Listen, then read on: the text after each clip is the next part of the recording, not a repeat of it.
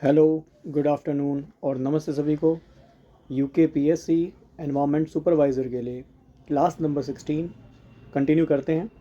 Chemistry के most important questions देख रहे हैं। क्लास 1 से जो फॉलो कर रहे होंगे 16 पे आए होंगे, उनको एक अच्छा कॉन्फिडेंस मिला होगा। काफ़ी सारे उनके जो कन्फ्यूजन्स होंगे, डाउट्स होंगे, या जिन बच्चों ने अच्छा पढ़ रखा है उनका रिवीजन बहुत अच्छा हुआ होगा। और मैंने कोशिश करी है कि मैं अपनी तरफ से आपको बेस्ट दूँ। ठीक है, और कंटिन्यू करते हैं।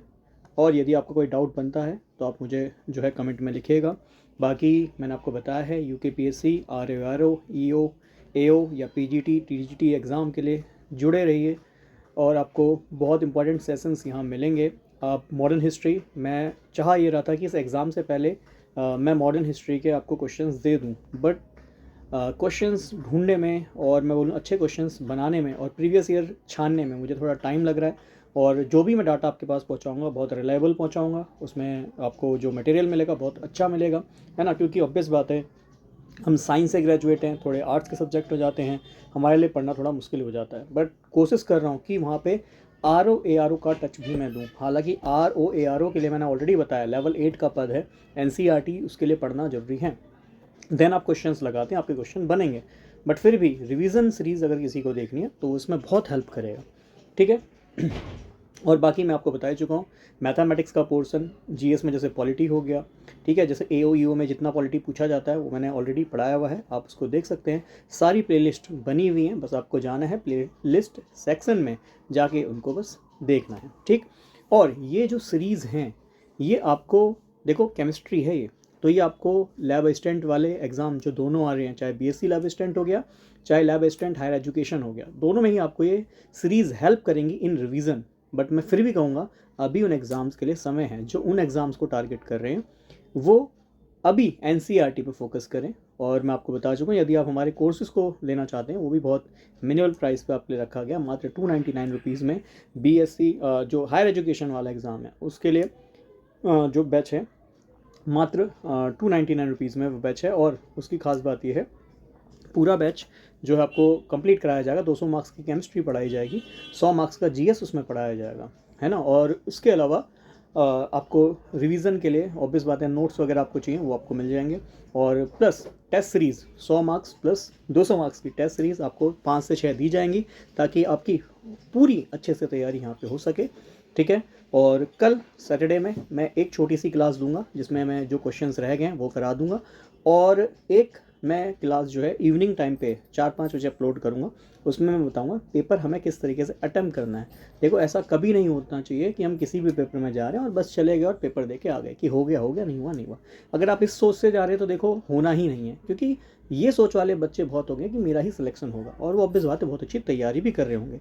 बट कॉमन मिस्टेक्स जो करते हैं उस पर मैं कल की क्लास में आपसे चर्चा करूँगा। कुछ पॉइंट्स हैं जिनको मैंने मेंशन कर रखा है, वो मैं कल आपसे जो है उस बारे में चर्चा भी करूँगा। ठीक है, चलिए तो शुरू करते हैं आज की क्लास को।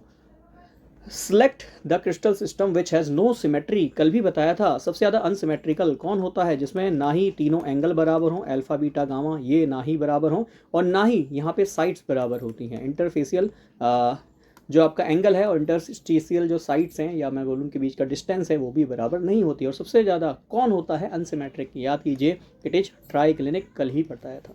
The substance that can conduct electricity in its molten state. गलनांक अवस्था में कौन इनमें से विद्युत धारा को प्रवाहित कर सकता है, कंडक्ट कर सकता है। ये क्वेश्चन आपसे पूछा है, हिंदी माध्यम वाले टेंशन ना लें। ठीक है। सुगर, देखो बेटा जी, सुगर पहली बात, इलेक्ट्रिसिटी कंडक्ट वह करेगा, कौन इलेक्ट्रिसिटी कंडक्ट करेगा। सबसे पहले अगर ये क्वेश्चन आता है तो बहुत सिंपल सी बात है, इलेक्ट्रिसिटी वही कंडक्ट कर सकता है या तो जिसके पास फ्री इलेक्ट्रॉन्स हो, फ्री इलेक्ट्रॉन्स हो। क्यों? क्योंकि हमने पढ़ा है भैया जिस पे फ्री इलेक्ट्रॉन्स होते हैं वहाँ पे फ्लो ऑफ इलेक्ट्रॉन होता है, और जहाँ पे फ्लो ऑफ इलेक्ट्रॉन होता है सर वहीं पे विद्युत धारा करंट बनता है। ठीक है ना। और हमने पढ़ा है यदि आप देखें कि आपकी जो विद्युत धारा उसका प्रवाह इस दिशा में है तो इलेक्ट्रॉन का जो प्रवाह है वो उल्टी दिशा में हो रहा होगा। यहाँ से कुछ चीज़ें और जान लेते हैं बेटा जी। इलेक्ट्रॉन पे है माइनस चार्ज, तो ये शुरू होता है ऐसे टर्मिनल से जिस पे माइनस चार्ज हो, और इलेक्ट्रॉन किस साइड भागेगा, जिस साइड प्लस चार्ज होगा, पॉजिटिव टर्मिनल की तरफ यह भागेगा। ठीक है। अब आपको ये ध्यान में रखना होता है, मान लो आपने इलेक्ट्रोलाइटिक कंडक्टेंस बनाया है तो माइनस वाले को वहाँ पे इलेक्ट्रोलाइटिक नहीं कहूँगा, डेनियल सेल कहूँगा, है ना। डेनियल सेल आपने बनाया है तो डेनियल सेल का एनोड नेगेटिव होता है और उसका कैथोड पॉजिटिव होता है। ठीक है, उसका एक मिनट दीजिएगा, डैनियल सेल की मैं बात कर रहा हूँ, ठीक है, हाँ ठीक है, बिल्कुल सही लिखा है, कैथोड इसका पॉजिटिव होता है। बहुत सरल सी बात है, कब, ये जब आपका डैनियल सेल है। बट अगर इलेक्ट्रोलाइटिक सेल होता है, आगे भी चर्चा करूंगा मैं, अभी थोड़ी देर बाद भी मैं ये टॉपिक दोबारा से आपको समझाऊंगा, ठीक। बट आपको मेन बात जो समझनी है कि इलेक्ट्रॉन का फ्लो माइनस से प्लस की तरफ होता है, करंट का फ्लो ऑब्वियस बात है उसकी विपरीत दिशा में होता है। ये चीज़ आपको ध्यान में रखनी है और आपने फिजिक्स में भी पढ़ा होगा, ठीक है। तो अगर आपको इलेक्ट्रिसिटी पहचाननी है कौन फ्लो कर रहा है, या तो वहाँ पे फ्री इलेक्ट्रॉन हो या फिर वहाँ पे आयंस हो, फ्लो ऑफ आयंस हो, ठीक है, आयन होने चाहिए वहाँ। डेट मीन्स जैसे कैटायन हो गया है ना, Na+, एनायन हो गया Cl-, जहाँ आपको कैटायन दिख जाए या फिर इलेक्ट्रॉन दिख जाए वहीं इलेक्ट्रिसिटी कंडक्ट होगी। तो सुगर ना बच्चों आयनाइज नहीं हो पाती है ना, ये आयनाइज नहीं हो पाती, मतलब आयन में परिवर्तित नहीं हो पाती, तो ये नहीं होगा, ठीक है। मॉल्टन बोला है, मतलब गलने वाली स्टेट में ये जनरली इलेक्ट्रिसिटी कंडक्ट नहीं करता है। सेम ग्लूकोज ये भी कंडक्ट नहीं करेगा क्योंकि ये भी आयनाइज नहीं होता है। यूरिया ये भी आयनाइज नहीं होता है। और शुगर का जल्दी से फॉर्मूला बता दो, C12H22O11, याद है केन शुगर का फॉर्मूला, ग्लूकोज का फॉर्मूला CH12O6, ग्लूकोज फ्रक्टोज का अंतर याद कीजिए, एल्डोहेक्सोस होता है हमारा ग्लूकोज और कीटोहेक्सोस होता है हमारा फ्रक्टोज, ठीक है। और यूरिया इसका फॉर्मूला भी आपको पता ही है, NH2CONH2, कल भी इसका मॉलिक्यूलर मास हमने यूज किया था। बचा कौन, कॉमन सॉल्ट।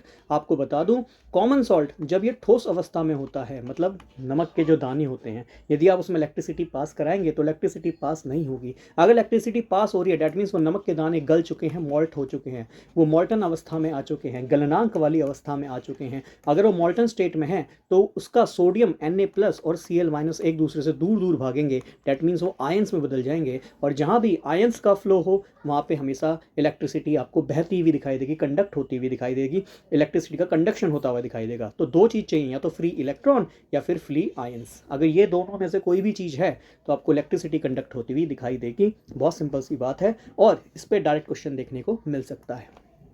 आगे, which one of the following is most metallic, इनमें से सबसे ज़्यादा धात्विक कौन है, मेटेलिक कौन है। तो बेटा जी मेटेलिक नेचर मैंने आपको बताया था कि जब हम ऊपर से नीचे की ओर आते हैं एक ग्रुप में, है ना, ग्रुप में जब वर्ग में ऊपर से नीचे की ओर आते हैं तो ये क्योंकि एक ही वर्ग के एलिमेंट हैं, ये सभी ग्रुप 1 के एलिमेंट हैं जिनको हम एल्कली मेटल्स कहते हैं, याद कीजिए एल्कली मेटल्स।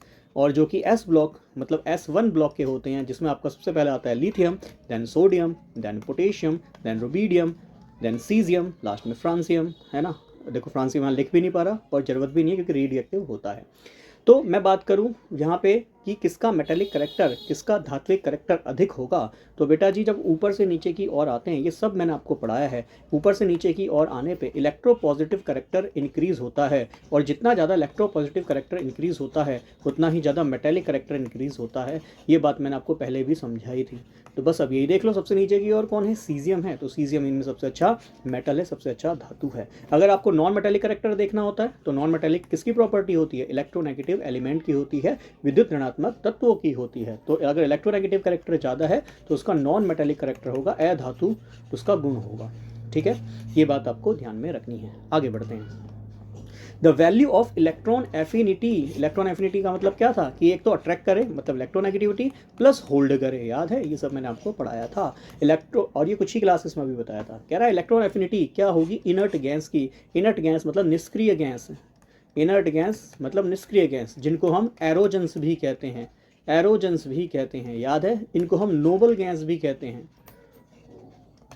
इनको हम जीरो ग्रुप के एलिमेंट भी कहते हैं, जीरो ग्रुप, जीरो ग्रुप, ठीक है जी। और ये कौन होते हैं, ये हमारे ग्रुप नंबर 18 वाले होते हैं। ग्रुप नंबर 18 वाले कौन कौन होते हैं, helium, neon, argon, krypton, xenon और रेडॉन। इसके अलावा अनऑक्टियम भी होता है, UuO, जो कि रेडियो एक्टिव होता है, ठीक है। हालांकि रेडॉन भी आपका रेडियो एक्टिव होता है, और रेडॉन का यूज़ हम जानते हैं कैंसर ट्रीटमेंट में भी इसका यूज़ किया जाता है, ठीक है ना, कैंसर ट्रीटमेंट में भी रेडॉन का यूज़ किया जाता है। खैर क्वेश्चन पे आते हैं, कह रहा है इनर्ट गैस की इलेक्ट्रॉन एफिनिटी कितनी होगी। बेटा जी इनर्ट है, निष्क्रिय है, क्योंकि इनका अष्टक पूरा होता है ना, इनका ऑक्टेट कंप्लीट होता है। हीलियम की बात करूँ तो उसका डुएट या डबलेट जिसको कहते हैं वो पूरा होता है, बाकी सभी का अष्टक ऑक्टेट पूरा होता है। तो ना ही इलेक्ट्रॉन देना पसंद करते, ना ही लेना पसंद करते, ना ही इलेक्ट्रॉन को अट्रैक्ट करते, ना ही इलेक्ट्रॉन को होल्ड करते। तो बेटा जी इलेक्ट्रॉन एफिनिटी कितनी होगी, इसकी इलेक्ट्रॉन एफिनिटी 0 होगी। बहुत सिंपल सी बात है, हमने इलेक्ट्रॉन एफिनिटी में पढ़ा भी था। चलिए आगे है, the half life period of a third order reaction as, मतलब अभी जो क्वेश्चंस लेके आए कल जो हमने पढ़ा उसके बेसिस पे ये क्वेश्चन लेके आया हूँ, ताकि आपका वो थोड़ा सा रीज़न भी हो और फिर आगे बढ़ते हुए चले। Half life period of a third order reaction is, बेटा जी थर्ड ऑर्डर तो हमारे सिलेबस में नहीं है, बट हमने कल ही पढ़ा है कि टी हाफ जो होता है इन्वर्सली प्रोपोर्शनल होता है a⁻n−1 के। इससे ही मेरा आंसर आ जाएगा कि भैया ऑर्डर थर्ड है, डेट मीन्स n की बराबर मैं 3 पुट कर दूंगा, क्योंकि तृतीय कोटि की अभिक्रिया है। और कह रहा है जो तृतीय कोटि की अभिक्रिया है उसका हाफ लाइफ पीरियड जो होता है, उसका अर्ध समय जो होता है वो किसके लिखा है, इन्वर्सली प्रोपोर्शनल है या डायरेक्टली प्रोपोर्शनल है, किसके, इनिशियल कंसंट्रेशन के। तो इनिशियल कंसंट्रेशन ए होता है, कल भी बताया था, शुरुआती सांद्रता इनिशियल कंसंट्रेशन, और टी हाफ इसके एन की वी समानुपाती होता है a⁻n−1 के। ठीक है, थर्ड ऑर्डर एन की वैल्यू यहाँ पुट कर दो, तो कितना हो जाएगा, 3 में से 1 गया 2, a⁻2, that means inversely proportional to the square of the initial concentration. पहला ही ऑप्शन सही हो जाएगा, मतलब ये v समानुपाती है जो शुरुआती सांद्रता है उसके स्क्वायर के, उसके वर्ग के। क्लियर। आगे the unit of rate constant याद कीजिए, कल भी सारी चीज़ें आपको बताई थी। मोल की पावर कितना था बोलो, 1 - n था। लीटर की पावर कितना था, n-1 था। और ये था सेकंड इन्वर्स या फिर टाइम इन्वर्स, यहाँ सेकंड में दिया है तो सेकंड इन्वर्स ही ले लेते हैं। कह रहा है जीरो ऑर्डर, n की वैल्यू बस कितनी रखनी है, 0 रखनी है, हमारा आंसर आ जाएगा। कितना आएगा बोलो, मोल, लीटर, इन्वर्स और सेकंड इन्वर्स। ठीक है जी। तो और ये भी पता होना चाहिए कि जो ऐसा भी क्वेश्चन पूछ सकता है कि ऐसी कौन सी कोटि की अभिक्रिया है जिसमें दर और दर स्थिरांक दोनों ही बराबर होते हैं। तो बेटा जीरो ऑर्डर होता है, कल भी बताया था। R = कितना, K, A की पावर कितना 0, A मतलब कंसंट्रेशन ऑफ A कितनी है 0, A क्या है, रिएक्टेंट है जो अभिकर्मक है, तो अभिकर्मक की पावर 0, मतलब ये जीरो ऑर्डर की अभिक्रिया है। किसी की पावर 0 1 होता है तो डेट मीन्स R = K होता है। क्वेश्चन ऐसा ही बन सकता है कि ऐसी कौन सी रिएक्शन है जिसका रेट और रेट कॉन्स्टेंट की जो यूनिट है वो बराबर होती है ना, बाकी किसी की नहीं होती है, केवल वो जीरो ऑर्डर होता है। क्यों, क्योंकि R = K है, तो जो K की यूनिट इकाई निकल के आएगी वही R की भी इकाई निकल के आएगी। ठीक, चलिए आगे है ये क्वेश्चन, देखो कल ही कराया था, याद है, स्यूडो मॉलिक्यूलर रिएक्शन उसमें पढ़ाया था। ठीक, स्यूडो मॉलिक्यूलर रिएक्शन, आभासी जो आणविक अभिक्रिया हैं, ये मैंने आपको कल भी इसके बारे में बताया था। ठीक, इसमें क्या समझाया था, आपको बताया था ये आपका डाई इथाइल ईस्टर है, इसका हम हाइड्रोलाइसिस करते हैं तो पानी यहाँ एक्सेस में लेते हैं, और जिस चीज़ को एक्सेस में लेते हैं उसको कभी भी हम ऑर्डर में नहीं लिखते हैं, तो उसका ऑर्डर कितना हो जाएगा, केवल ऑर्डर डिपेंड करेगा आपका डाई इथाइल ईस्टर पे, तो इसलिए इसका ऑर्डर हो जाएगा फर्स्ट। बट दिख कैसा रहा है, हाई ऑर्डर का, बट है कैसा, फर्स्ट ऑर्डर का। आभास हुआ कि अधिक ऑर्डर का होगा, बट है कैसा, फर्स्ट ऑर्डर का, इसलिए इसको pseudo first order molecular reaction भी कह सकते हैं। ठीक है, कल भी एग्जाम्पल हमने ये लिया था। आगे देख लो, which of the following gases is known as laughing gas, ये तो आपका जनरल साइंस का क्वेश्चन भी बन गया, आप सभी जानते हैं नाइट्रस ऑक्साइड NO आपका लाफिंग गैस होता है। ठीक है, नो। खैर आगे आते हैं, अब ये जो कंसेप्ट हैं ये हैं इलेक्ट्रोकेमिस्ट्री के, तो आज की क्लास में कोशिश करूँगा इलेक्ट्रोकेमिस्ट्री और कोऑर्डिनेशन केमिस्ट्री ये मैं आपको कंप्लीट करा दूं। बाकी ब्लॉक्स बच जाएंगे, ब्लॉक्स पे कल क्वेश्चन लेके आऊँगा। बाकी देखो भैया आप पे भी डिपेंड करता है। ठीक है, पसंद आता है तो लाइक ज़रूर करें, कमेंट जरूर करें और ज़्यादा से ज़्यादा शेयर ज़रूर करें। कुछ तो मतलब बहुत होता है ना बच्चों का, जिनका होता है ना एनर्जी मैच कर जाना, तो उन बच्चों की तो एनर्जी मैच कर रही है, और मुझे पता है वो शुरू से जुड़े हैं, जब से हम क्या कहते हैं मेन क्लासेस आपकी चला रहे हैं, और वो रिवीजन सीरीज़ में भी जुड़े हैं। तो आई होप उन सभी का एग्ज़ाम अच्छा जाए, और बाकी जो अभी ही जुड़े हैं उनकी तैयारी अच्छी है। देखो ऑब्वियस आते हैं, उन्होंने कहीं से भी मेहनत करी हो, सभी का एग्ज़ाम अच्छा जाए, मैं यही कहता हूँ। बाकी जिन्होंने बिल्कुल भी तैयारी नहीं करी है और इस सीरीज़ के माध्यम से उन्हें लगता है कि हमें बहुत कुछ सीखने को मिल रहा है, तो इस एग्ज़ाम को दे के आइए, एनालाइज़ कीजिए कैसे क्वेश्चन पूछे जा रहे हैं। और जो साइंस फील्ड में ही तैयारी कर रहे हैं वो अगर लैब स्टूडेंट की केमिस्ट्री से, फिजिक्स से, मैथमेटिक्स से, मैथमेटिक्स उसमें नहीं है, केमिस्ट्री फिजिक्स बायोलॉजी वगैरह उसमें आपके सब्जेक्ट्स हैं, अगर उनसे आप तैयारी कर रहे हैं तो थोड़ा सा प्लीज़ अब थोड़ा सा जो आपके लिए सीरीज़ सारी यूट्यूब पे अवेलेबल है, इनको अच्छे से एनालाइज कीजिए, अच्छे से पढ़िए। ठीक, और बाकी आप चाहते हैं डेडिकेटेड तैयारी करनी है तो आप हमारे कोर्सेज़ को भी ज्वाइन कर सकते हैं, बहुत मिनिमल अमाउंट में आपको वो कोर्सेज़ दिए जा रहे हैं। ठीक है, और बाकी मैं बता चुका हूँ लैब असिस्टेंट के जो 18 पद है उसका बैच रिकॉर्डेड है, और बाकी जो BSc लैब असिस्टेंट है उसका यूट्यूब पे वीडियोस फ्री हैं, और लाइव बैच के लिए मैंने आपको बताया लाइव बैच और टेस्ट सीरीज़ आप देना चाहते हैं, क्वेश्चन हमारे साथ और प्रैक्टिस करना चाहते हैं तो उसके लिए मात्र 99 रुपये का बैच है। दोनों कंबाइंड बैच लेना चाहते हो तो उसमें भी आपको 50 रुपीज़ ऑफ है दोनों बैचेस में। मैंने आपको ऑलरेडी बोला है कि अगर आप हमें सपोर्ट करते हैं तो या तो हमारी क्लासेस यूट्यूब पे फ्री होंगी, या फिर बहुत ही मिनिमल प्राइस पे 200, 400, 500 इतने ही रुपीज़ में पूरा का पूरा कोर्स, चाहे वो 3 महीने का 6 महीने का, वो कोर्स आपको दिया जाएगा। ठीक है, अंडर 500 ही हम अपने कोर्सेज़ को रखने की कोशिश करेंगे। ठीक है, चलिए आगे बढ़ते हैं। इलेक्ट्रोकेमिस्ट्री की शुरुआत करते हैं। इसको आगे बढ़ने से पहले ना मैं क्या कर लेता हूँ, पेज ऐड कर लेता हूँ और इलेक्ट्रोकेमिस्ट्री का जनरल आइडिया आपको दे देता हूँ। ठीक है, चलिए। एक रिएक्शन आप मुझे बताइए, कक्षा 10 में हमने पढ़ी है डिस्प्लेसमेंट रिएक्शन, विस्थापन अभिक्रिया।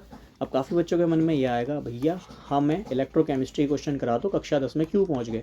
सीख लो जल्दी से, अभी जितना जल्दी मैं जो चीज़ सिखा सकता हूँ उसको सीखते हुए चले जाओ। बाकी इलेक्ट्रोकेमिस्ट्री मैं बहुत अच्छे से पढ़ा भी चुका हूँ कई बार, और बहुत अच्छे से दोबारा से पढ़ाऊँगा भी, जो आपका लैब असिस्टेंट का बैच है। ठीक, बट फिलहाल जो बढ़ा रहा हूँ, जैसे बता रहा हूँ, उसको ध्यान में रखिएगा। हमने विस्थापन अभिक्रिया पढ़ी है, हम जानते हैं इसमें जो अधिक रिएक्टिव मेटल होता है, जैसे जिंक है, अगर इसको हम कॉपर सल्फेट के सॉल्यूशन में डालते हैं, नीला थोथा ब्लू विट्रॉल के सॉल्यूशन में डालते हैं, तो हम जानते हैं जिंक कॉपर को डिस्प्लेस कर देता है, उसकी जगह सल्फेट से जाके खुद जुड़ जाता है और कॉपर को भगा देगा। कॉपर से कहेगा भैया तू चला जा। मतलब ये एक बहुत प्रतापी राजा है, वीक वाले राजा को हटाएगा, उसकी पूरे राजपाट को छीन लेगा, खुद वहाँ राजपाट करेगा और जो वीक राजा है उसको भगा देगा, है ना। क्यों? क्योंकि हम जानते हैं जिंक जो धातु है वो कॉपर से ज़्यादा अभिक्रियाशील है, ज़्यादा रिएक्टिव है, और इसी सीरीज़ को हम कहते हैं रिएक्टिव सीरीज़, है ना, रिएक्टिविटी सीरीज़ इसको हम कहते हैं। और ये सभी धातु की, सभी मेटल की रिएक्टिविटी सीरीज़ होती है, जिसको याद करने का तरीका है कि सबसे ज़्यादा रिएक्टिव होता है लिथियम, याद है। फिर इसके बाद आता है, चलो मैं सीरीज़ को ना पूरा ही करके लिखता हूँ। ठीक, चलो मैं इसको एक पेज और ऐड कर देता हूँ और इस सीरीज़ को पूरा ही लिख देता हूँ। तो हमें डिस्प्लेसमेंट रिएक्शन, विस्थापन अभिक्रिया जो हमने कक्षा 10 की पढ़ी है, वो विस्थापन अभिक्रिया हमारी इलेक्ट्रोकेमिस्ट्री पे ही डिपेंड करती है। और देखिए जरा, हमने पढ़ा सबसे ज़्यादा रिएक्टिव होता है लिथियम, फिर आता है पोटेशियम, फिर आता है सोडियम, फिर आता है मैग्नीशियम, फिर आता है एल्युमिनियम, फिर आता है जिंक, फिर आता है पीबी, एक मिनट, एल हो गया, एफ ही आएगा, एक मिनट, हाँ एक मिनट दीजिएगा,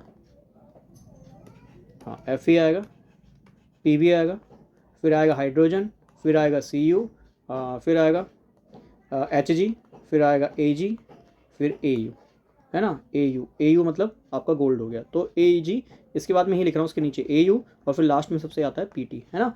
अब ये सारे एलिमेंट मैं नहीं लिख रहा हूँ, जो हमें चाहिए जिससे हमारा प्रश्न बन जाएगा ये वही लिख रहा हूँ, और इनसे ही प्रश्न बनता है। अप टू क्लास 12th का एग्जाम है, तो इतने याद कर लेना, ठीक है। Lithium, potassium, sodium, magnesium, aluminium, zinc, ये घटते हुए क्रम में है। डेट मीन्स ऊपर वाला धातु सबसे अधिक क्रियाशील है, अभिक्रियाशील है। लिथियम सबसे ज़्यादा अभिक्रियाशील है। क्लियर? नीचे कोई अभिक्रियाशीलता घटती जा रही है। नीचे AU ऑरेट है, गोल्ड है, PT प्लेटिनम है। तो ये AU और PT बहुत ही कम अभिक्रियाशील होते हैं, लेस रिएक्टिव होते हैं, इसलिए इनको नोबल मेटल भी कहा जाता है। ये भी ध्यान में रखना। और ये जनरल साइंस का प्रश्न भी है कि इनमें से कौन से नोबल मेटल हैं या इनर्ट मेटल हैं, जो कि ना ही किसी एसिड, अम्ल, ना ही किसी बेस, क्षार, ना ही ऑक्सीडेशन करते हैं, ऑक्सीकरण करते हैं। तो ये कौन होते हैं? आपके नोबल मेटल AU और PT होते हैं। ठीक है। सबसे ज़्यादा अभिक्रियाशील कौन है? लिथियम। अब फॉर एग्जांपल यदि मैं आपसे कहूँ कि मेरे पास Al है, मान लो, ठीक है, और है FeSO4। अब मुझे बताइए, क्या Al और FeSO4, क्या Al इस Fe को यहाँ से डिस्प्लेस कर देगा? हाँ जी, आप कहेंगे सर कर देगा, बिकॉज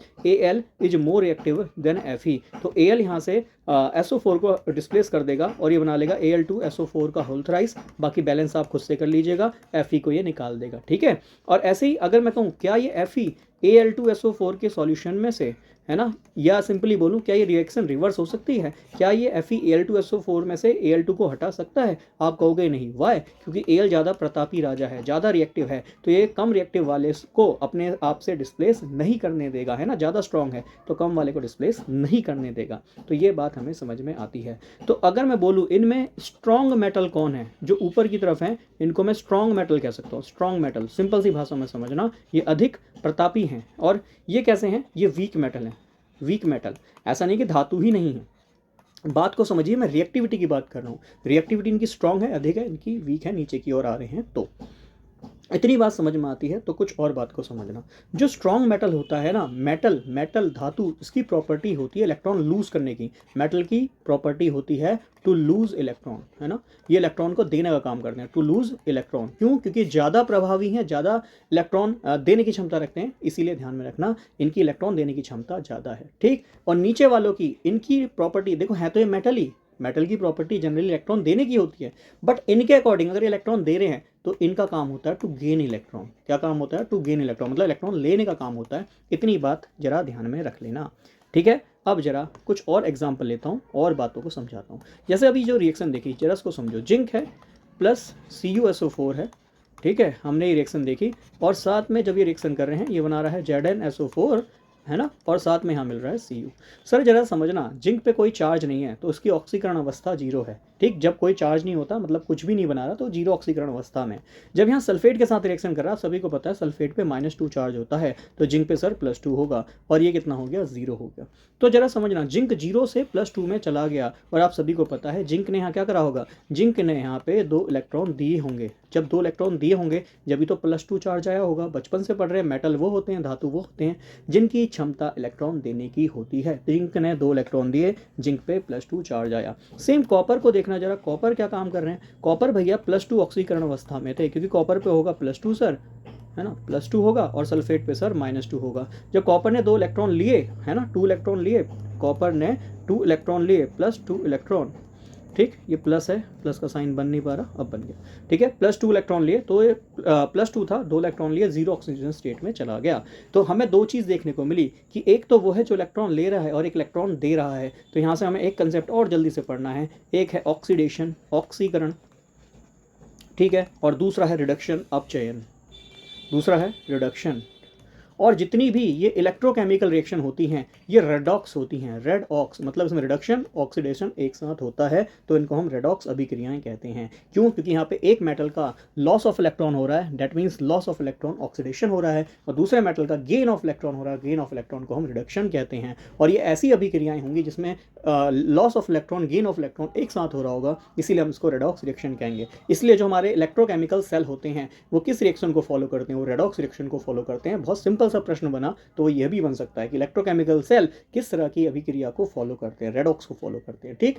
अब ऑक्सीडेशन जल्दी से देखो, हम सभी जानते हैं जहां पे ऑक्सीजन जुड़ जाए, गेन ऑक्सीजन, इसको ऑक्सीडेशन कहा जाता है। जहाँ पे लॉस ऑफ हाइड्रोजन हो जाए, हाइड्रोजन यहाँ से निकल जाए, उसको भी ऑक्सीडेशन कहते हैं। इसके अलावा ध्यान में रखना, LEO, लियो, सिंह राशि, सिंह राशि, इससे याद करना, लॉस ऑफ इलेक्ट्रॉन को ऑक्सीडेशन कहते हैं। देखो लियो, लॉस ऑफ इलेक्ट्रॉन को ऑक्सीडेशन कहते हैं, याद करने का तरीका। आगे देखो रिडक्शन, जल्दी से क्या कहूँगा इसे, मैं कहूँगा गेन ऑफ हाइड्रोजन, जस्ट इसका उल्टा है ना, loss of oxygen, loss of oxygen. अब देखो उसको याद करने का तरीका, लियो, लियो मतलब सिंह राशि, शेर क्या करता है, घुर्राता है, घुर्र, है ना, तो ग्र, दैट मीन्स ये करेगा गेन ऑफ इलेक्ट्रॉन। देखो जी, इलेक्ट्रॉन रिडक्शन, है ना, तो gain of electron, gain of electron कौन करता है, जिसका रिडक्शन अपचयन होता है, ठीक। और ध्यान में रखना, जब भी ऑक्सीडेशन होगा तो उसकी ऑक्सीडेशन स्टेट, ऑक्सीकरण अवस्था में बढ़ोतरी होगी। जैसे फॉर एग्जांपल जिंक था 0 ऑक्सीकरण अवस्था में था, 2 इलेक्ट्रॉन लिए +2 में चला गया, है ना, 2 इलेक्ट्रॉन दिए, सॉरी, +2 में चला गया, तो 2 इलेक्ट्रॉन देने के बाद ये +2 में चला गया, 0 से +2 में जाने को, ऑक्सीकरण अवस्था में बढ़ोतरी होने को हम ऑक्सीडेशन कहते हैं। नाम से पता चल रहा है ऑक्सीडेशन, दैट मीन्स उसकी ऑक्सीडेशन स्टेट, ऑक्सीकरण अवस्था में वृद्धि होगी, ठीक। और जब भी रिडक्शन हो रहा होगा तो ऑक्सीकरण अवस्था में, ऑक्सीडेशन स्टेट में हमेशा घटोत्तरी हो रही होगी। देखो कॉपर +2 में था, 2 इलेक्ट्रॉन लिया, 0 में चला गया, 2 से +2 से 0 में जाना मतलब घटोत्तरी होना, कम होना, तो उसको हम रिडक्शन अपचयन कहेंगे। तो ये ऑक्सीडेशन रिडक्शन को पहचानने के हमारे पास तरीके हैं। अब आपको यही पहचानना है, जितनी भी इलेक्ट्रोकेमिस्ट्री में रिएक्शन होंगी तो एक का ऑक्सीडेशन हो रहा होगा, एक का रिडक्शन हो रहा होगा। ध्यान में रखना ऑक्सीडेशन किसका होगा, ध्यान में रखना। तो मैं टेबल पे वापस से आता हूँ, ठीक है, ये टेबल पे आता हूँ, तो जो स्ट्रॉन्ग मेटल है ऊपर की ओर है, ध्यान रखना इन्हीं का ऑक्सीडेशन हो रहा होगा, तो स्ट्रॉन्ग मेटल अपना ऑक्सीडेशन करेंगे, और जो ये वीक मेटल हैं ये अपना रिडक्शन करेंगे। फिर से सुन लो, स्ट्रॉन्ग मेटल है तो ये इलेक्ट्रॉन देने का काम करेंगे, टू लूज इलेक्ट्रॉन करेंगे। जब इलेक्ट्रॉन लूज करेंगे तो बेटा ऑक्सीडेशन लॉस ऑफ इलेक्ट्रॉन ही होता है, इलेक्ट्रॉन देने को ही ऑक्सीडेशन कहते हैं। और मजबूरन इन मेटल को क्या करना पड़ेगा, वीक हैं तो टू गेन इलेक्ट्रॉन करना पड़ेगा, और जो इलेक्ट्रॉन गेन करेंगे उनका क्या होगा, रिडक्शन होगा। तो ये चीज़ आपको ध्यान में रखनी है। तो मेटल का ऑक्सीडेशन होगा, जो स्ट्रांग होंगे, और वीक वालों का रिडक्शन होगा। तो आपको यही चीज़ ध्यान में रखनी है, और इससे ही बनते हैं हमारे कुछ प्रकार के सेल, जिसको हम डैनियल सेल कहते हैं।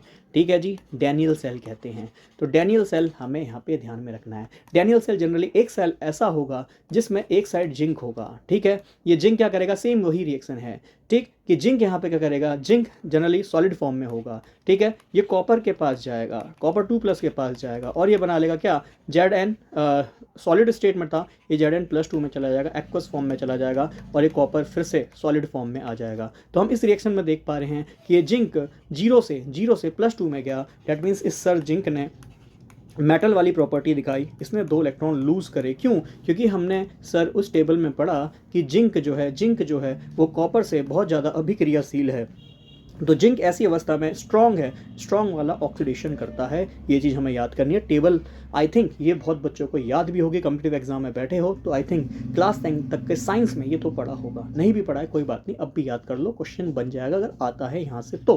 ठीक, तो ये चीज़ आपको ध्यान में रखनी है कि जिंक अधिक अभिक्रियाशील है और कॉपर कम अभिक्रियाशील है। तो ज़्यादा वाला ऑक्सीडेशन करेगा, लॉस ऑफ इलेक्ट्रॉन करेगा, कम वाला मजबूरन वहाँ पे गेन ऑफ इलेक्ट्रॉन करेगा। और एक ऐसा सेल जो मेटल से बना हो, एक ऐसा सेल जो धातु से बना हो, है ना, 2 धातुओं से बना हो और धातु में उनके सॉल्यूशन ही मौजूद हो, तो एक तरह का डेनियल सेल। जल्दी से देखो, ये आपका है, इसमें क्या करते हैं, ये जिंक की रॉड लेते हैं, ठीक है, इसमें सॉल्यूशन जो लेते हैं जिंक सल्फेट का लेते हैं, ठीक है, और ये रॉड दूसरी बनाएंगे, ये कॉपर की रॉड होगी और इसमें सॉल्यूशन जो लेंगे वो कॉपर सल्फेट का लेंगे। ठीक, ये ऐसे करके आपस में जोड़े होंगे, आपने देखा होगा एनसीईआरटी में। ठीक है, इसमें गैल्वेनोमीटर लगा देंगे और यहाँ पे एक सॉल्ट ब्रिज लगा देंगे। ठीक है, सॉल्ट ब्रिज लगा देंगे, ठीक, जिसको हम अगर अगर भी कहते हैं। ठीक है, अगर अगर, ये चीज़ आप ध्यान में रखना, सॉल्ट ब्रिज हमने लगा दिया, तो ये इस तरीके से हमारा एक डेनियल सेल होता है।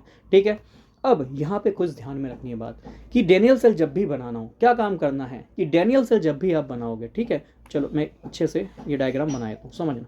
ये आपका डेनियल सेल है, इसमें कोशिश करना, देखो ये हर जगह ऐसा ही रिप्रेजेंटेशन लेते हैं, इसको ऐसे ही समझने की कोशिश करना। ठीक है, इलेक्ट्रोकेमिस्ट्री बच्चों को, बहुत बच्चों को ये कॉम्प्लिकेटेड टॉपिक लगता है, बहुत हार्ड टॉपिक लगता है। क्यों हार्ड लगता है? बस थोड़े से मिसकंसेप्ट हो जाते हैं। मिसकंसेप्ट जनरली बनाते हैं, होते नहीं है, अलग अलग बुक का अलग अलग रेफरेंस होता है, बट थोड़ा सा हमारा पढ़ने का तरीका, पढ़ने का ख्याल जो चेंज होता है ना, वहीं से इलेक्ट्रोकेमिस्ट्री चेंज हो जाती है, इलेक्ट्रोकेमिस्ट्री का बवाल हो जाता है। खैर, ये जिंक है, ये कॉपर है, पीजीटीज वगैरह एग्जाम में फुल तैयारी के साथ आपको ये पढ़ाएंगे। बाकी देखो यूट्यूब पे भी मैं अवेलेबल करा रहा हूँ, मैं चाहता हूँ भैया जितना हो सके मेरी तरफ से मैं वो देता रहूँ, बट आप चाहते हैं फुल टाइम मैं यूट्यूब पे दूँ, तो भैया फुल टाइम सपोर्ट आपका भी चाहिए। शेयर इतना करा करो, लाइक जरूर करा करो भैया, कमेंट तो प्यारा सा कर दिया करो। ठीक है, ना पसंद आए तो भी देखो, 2 तरह के क्रिटिसिज्म होते हैं, एक होता है पॉजिटिव क्रिटिसिज्म, एक होता है नेगेटिव क्रिटिसिज्म। जैसे फॉर एग्जांपल, मैं आपको एग्जांपल के तौर से बताता हूँ कि अभी कुछ दिन पहले एक बच्चा आता है, वो बस कहता है कि मजाक बना के, या जिस भी वे में उसने बोला, बट हाँ उसका स्माइली था, तो मैं उसके फील के अकॉर्डिंग ये बात बोलना चाह रहा हूँ कि उसने ये बोला कि सर बता रहे हैं 80 मार्क्स सेफ स्कोर हैं, पहले पेपर तो बनने दो। बेटा जी, मैंने 80 मार्क्स सेफ स्कोर ये बोला था कि किसी भी कम्पिटिटिव एग्जाम की तैयारी कर रहे हो, कम वैकेंसी है, एटलीस्ट 80 मार्क्स का तो सोचो। और ये बात मैंने वहाँ बोली भी थी, बट वो ये मिस इंटरप्रेट करके उसने इस चीज़ से लिया और उसको 1.5 घंटे या 1 घंटे की वीडियो में केवल यही बात समझ में आई। तो ये तो भाई नेगेटिव क्रिटिसिज्म है। पॉजिटिव क्रिटिसिज्म ये होता है कि हाँ सर, ये चीज़ आपने पढ़ाई है, इसमें ये कमी है, आप उसको और बेहतर कर देंगे तो हमें अच्छा लगेगा उस पॉइंट के साथ, तो मुझे लगेगा हाँ इसने वाकई वीडियो देखा है, पॉइंट को समझा है, कोई शायद मुझसे ये गलती हो गई है और मैं इसको सुधार के अगली बार अच्छे से पढ़ाऊँगा। ठीक, और जैसे मैं कुछ बच्चे बता ही रहा हूँ, वो एक दीमक की तरह लग चुके हैं, 4 से 5 डिसलाइक उनका देना काम है, वो ना ही वीडियो देखते ना इनका कोई मतलब है। ठीक है, और मैंने बताया था इस तरह के बच्चे क्या किस मानसिकता के हो सकते हैं, वो मैंने काफ़ी बार क्रिटिसाइज़ भी किया था, बट उस दिन के बाद मुझे लगा कि यार क्यों किसी को बोलना, वो उसकी सोच है, उसको डिसलाइक करना है, वो इसी काम के लिए आएगा। ठीक, चलिए खैर, बाकी फिर से मैं इस नेगेटिव कमेंट को छोड़ता हूँ, आपके एग्ज़ाम की ओर आता हूँ, इस टॉपिक को कंप्लीट कराता हूँ। ठीक है, तो देखो यहाँ पे जिंक सल्फेट के सॉल्यूशन में डाला, कॉपर को कॉपर सल्फेट के सॉल्यूशन में डाला। अब ध्यान में रखना, हमारे पास जो सेल है ना, वो 2 तरह के होंगे। ठीक है, एक होगा गैल्वेनिक सेल, ठीक, गैल्वेनिक सेल, और गैल्वेनिक सेल का एग्जांपल डेनियल सेल वगैरह आपके हो जाते हैं। और दूसरा जो होगा वो इलेक्ट्रोलाइटिक सेल होगा।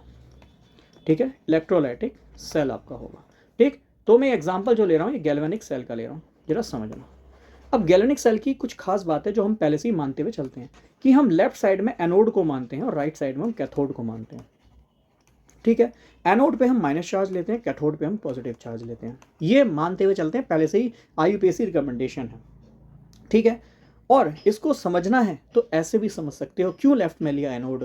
ध्यान में रखना, लेफ्ट में जिंक लिया है, लेफ्ट में वही मेटल लेना जो ज़्यादा रिएक्टिव हो, एनोड पे वो मेटल लेना जो ऑक्सीडेशन कर सके। अब भाई अभी बताया, अभी याद कराया, ऑक्सीडेशन वो करता है जो ज़्यादा रिएक्टिव होता है, और कैथोड पे वो लेना जो रिडक्शन कर सके, रिडक्शन मतलब कम रिएक्टिव मेटल हो। तो देखो जिंक और कॉपर में जिंक ज़्यादा रिएक्टिव है, जिंक ज़्यादा रिएक्टिव है, कॉपर कम रिएक्टिव है। जिंक को कहाँ लिया है सर? जिंक को मैंने एनोड की साइड लिया है, कॉपर को मैंने कैथोड की साइड लिया है। जो आपका डेनियल सेल है इसका रिप्रेजेंटेशन है कि भैया एनोड पे माइनस ही लगाना, कैथोड पे प्लस ही लगाना, ये इसका रिप्रेजेंटेशन है, क्लियर बोल रहा हूँ, ठीक है। तो इसीलिए, और क्यों लगाना है वो रीज़न भी देता हूँ। देखो जिंक एक मेटल है, जिंक एक मेटल है और जिंक कर रहा है, ज़्यादा स्ट्रॉन्ग मेटल है, ऑक्सीडेशन करेगा, लॉस ऑफ इलेक्ट्रॉन करेगा, तो जिंक की साइड से इलेक्ट्रॉन बहना शुरू होंगे, इलेक्ट्रॉन माइनस बहना शुरू होगा। तो याद कीजिए, थोड़ी देर पहले बताया था कि बेटा ये माइनस है, ये प्लस है, माइनस की साइड से इलेक्ट्रॉन निकलता है और वो किस साइड जाता है? प्लस की साइड जाता है। तो देखो जिंक यही तो काम कर रहा है, 2 इलेक्ट्रॉन देने का। तो जिंक जब 2 इलेक्ट्रॉन देगा तो किस साइड भागेगा? सर ये माइनस है, एनोड है, जिंक पे एनोड है, एनोड पे माइनस चार्ज है, माइनस से इलेक्ट्रॉन भागेगा, कहाँ भागेगा? प्लस की ओर, कैथोड की ओर। तो प्लस की ओर भागा है, ये आपको ध्यान में रखना है, बहुत इंपॉर्टेंट बात बता रहा हूँ। काफ़ी बच्चे तो इसी में कंफ्यूज होते हैं कि एनोड कहाँ है, कैथोड कहाँ है। और जब आप इलेक्ट्रोलाइटिक सेल लेते हो तो जस्ट इसका उल्टा हो जाता है, एनोड पे पॉजिटिव चार्ज होता है, कैथोड पे नेगेटिव चार्ज होता है। ये चीज़ आपको ध्यान में रखना है। इलेक्ट्रोलाइटिक सेल के लिए, गैल्वेनिक सेल के लिए दोनों ही कहानी अलग अलग हैं।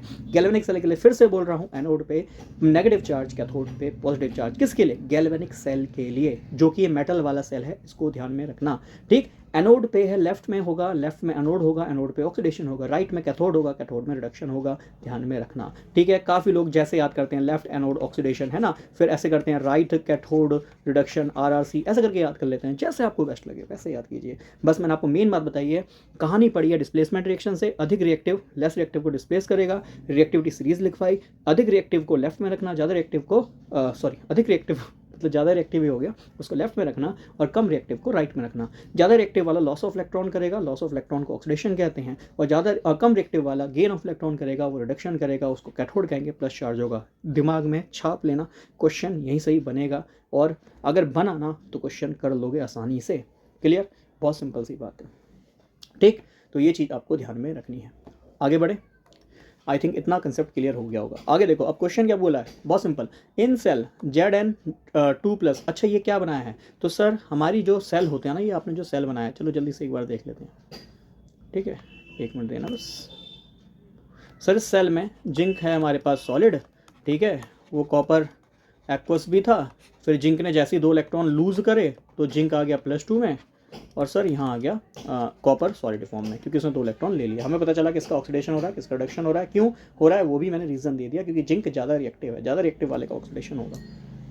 क्लियर? तो कुछ भी रटने वाली तो बात ही नहीं है, सब कुछ समझना है, बस ऐसे समझ लो। इस पर +2 है, ये ध्यान रखना, ठीक। अब हमने यहाँ पे ध्यान रखना, हाफ सेल बनाते हैं। हाफ सेल का मतलब हमने देखा ना, ये हैं 2 सेल, एक सेल इधर ये रहा, एक सेल ये रहा, है ना, ये फिर हमने ऐसे जोड़ा था रॉड से, फिर यहाँ पे हमने एक अगर अगर का सॉल्यूशन बनाया, ठीक। तो ये हाफ सेल इधर है, हाफ सेल इधर है, तो हाफ सेल में क्या हो रहा है, इधर वाले हाफ सेल में क्या हो रहा है, ये जिंक सर Zn2+ में चला गया, ये काम हो रहा है। और यहाँ हाफ सेल में क्या हो रहा है कि कॉपर +2 में था और वो Cu में चला गया, यही तो काम हो रहा है। जिंक +2 में चला गया और कॉपर +2 में था, तो वापस कॉपर सॉलिड में बन गया, यही काम हो रहा है। तो हाफ सेल 2 हैं, जिसको एक को हम कहते हैं लेफ्ट हाफ सेल और दूसरे वाले को कहते हैं राइट हाफ सेल, ठीक है, ये राइट हाफ सेल हो जाएगा, ठीक। तो 2 हाफ सेल है, left half cell, right half cell, ठीक। अब लेफ्ट हाफ सेल में क्या होता है भैया, देखो लेफ्ट हाफ सेल में पहली बात जल्दी देखो क्या क्या हो रहा है। लेफ्ट हाफ सेल में सर ऑक्सीडेशन हो रहा है ना, ऑक्सीडेशन हो रहा है, क्यों? क्योंकि वहाँ पे मोर रिएक्टिव मेटल होगा। फिर से लिख देता हूँ, मोर रिएक्टिव मेटल, जो अधिक अभिक्रियाशील धातु है, वो हमारा लेफ्ट में मौजूद होगा। बहुत सिंपल सी बात है। इसके अलावा अगर यहाँ पे ऑक्सीडेशन हो रहा है तो सर यहाँ पे लॉस ऑफ इलेक्ट्रॉन होगा, इलेक्ट्रॉन लूज करेगा। फिर यहाँ पे सर एक चीज़ होगी एनोड, जिस पे होगा माइनस चार्ज। बहुत प्यारी सी बात, क्लियर। और जो लॉस ऑफ इलेक्ट्रॉन हुआ है, कैसे हुआ है सर? जिंक था, ये जिंक Zn2+ में कन्वर्ट हो गया। अरे भैया लिख ले, काहे नहीं लिख रहा, हाँ ये रहा, ठीक है। हाफ सेल में ये हुआ, हाफ सेल में ये हुआ कि जिंक, ये डैश डैश का मतलब जिंक, ये कन्वर्ट हो गया, हाफ सेल का साइन होता है, ठीक है, ये ऐसे बना देते हैं, ठीक। तो जिंक इसमें कन्वर्ट हो गया। अब राइट हाफ सेल में क्या हो रहा है सर? राइट हाफ सेल में रिडक्शन हो रहा है ना, रिडक्शन ही तो हो रहा है। जरा देखो, कॉपर है, 2 इलेक्ट्रॉन गेन कर रहा है, Cu में बदल रहा है ना, कॉपर है 2+ है, 2 इलेक्ट्रॉन लेके सॉलिड फॉर्म में बन रहा है, गेन ऑफ इलेक्ट्रॉन हो रहा है, रिडक्शन हो रहा है, ठीक। यहाँ कौन होता है सर? लेस रिएक्टिव मेटल को रखते हैं सर, हम यहाँ पे लेस रिएक्टिव मेटल धातु को रखते हैं, ठीक। फिर यहाँ पे क्या होता है सर? गेन ऑफ इलेक्ट्रॉन होता है, गेन ऑफ इलेक्ट्रॉन होता है सर। यहाँ पे कौन सा होता है? यहाँ पे कैथोड होता है। कैथोड पे कैसा चार्ज है सर? पॉजिटिव चार्ज है। फिर इसमें हो क्या रहा है कि सर हमारे पास कॉपर 2+ था, ये कन्वर्ट हो रहा है कॉपर सॉलिड में, ठीक। अब ये हो गई हाफ सेल रिएक्शन। अगर आपसे बोले कि पूरी सेल रिएक्शन क्या है, कंप्लीट सेल रिएक्शन क्या है, कंप्लीट सेल रिएक्शन लिख के बता दो। तो आप कहो भाई किस चीज़ की टेंशन है, लिख देते हैं। देखो लेफ्ट हाफ में क्या हो रहा है कि Zn ये कन्वर्ट हो रहा है Zn2+ में, ये हो गया हाफ सेल का साइन डबल वाला, और फिर ये कन्वर्ट हो रहा है Cu प्लस, और किस में कन्वर्ट हो रहा है Cu में। तो ये आपकी हो गई कंप्लीट सेल रिएक्शन। अगर ये लिखने को बोले तो ये भी लिख देना, जो कि हमें अगले क्वेश्चन में गिवन भी है। देखो ये लेफ्ट हाफ साइड हो गया, ये राइट हाफ हमारा साइड हो गया। अब जरा देखो, अब अगर इतनी सी बात क्लियर है, इसने बोला कि नेगेटिव इलेक्ट्रोड किसका होगा, तो भैया बता दो किसका नेगेटिव इलेक्ट्रोड होगा। तो भैया हमने पढ़ा हाफ सेल रिएक्शन में जिंक लेफ्ट साइड में है, कहाँ है, लेफ्ट में है। लेफ्ट में क्या होता है सर, एनोड होता है, एनोड पे कैसा चार्ज होता है, माइनस चार्ज होता है। तो भाई वहाँ रॉड किसकी होती है, वो रॉड सर जिंक की होती है, तो Zn हो गया, सिंपल है ना। तो ऐसे क्वेश्चन को ऐसे डील करना है, बहुत सिंपल क्वेश्चन है, बट अगर नहीं पढ़ के जाएंगे तो ऐसे सिंपल क्वेश्चन भी छोड़ देंगे। मुश्किल से 10-15 मिनट का लेक्चर से आप ऐसे क्वेश्चन को तुरंत कर ले रहे हैं, ठीक, क्योंकि मैं आपको क्या दे रहा हूँ, अब दे रहा हूँ ब्रह्म ज्ञान, जो आपको हेल्प करेगा ऐसे क्वेश्चन करने में, ठीक।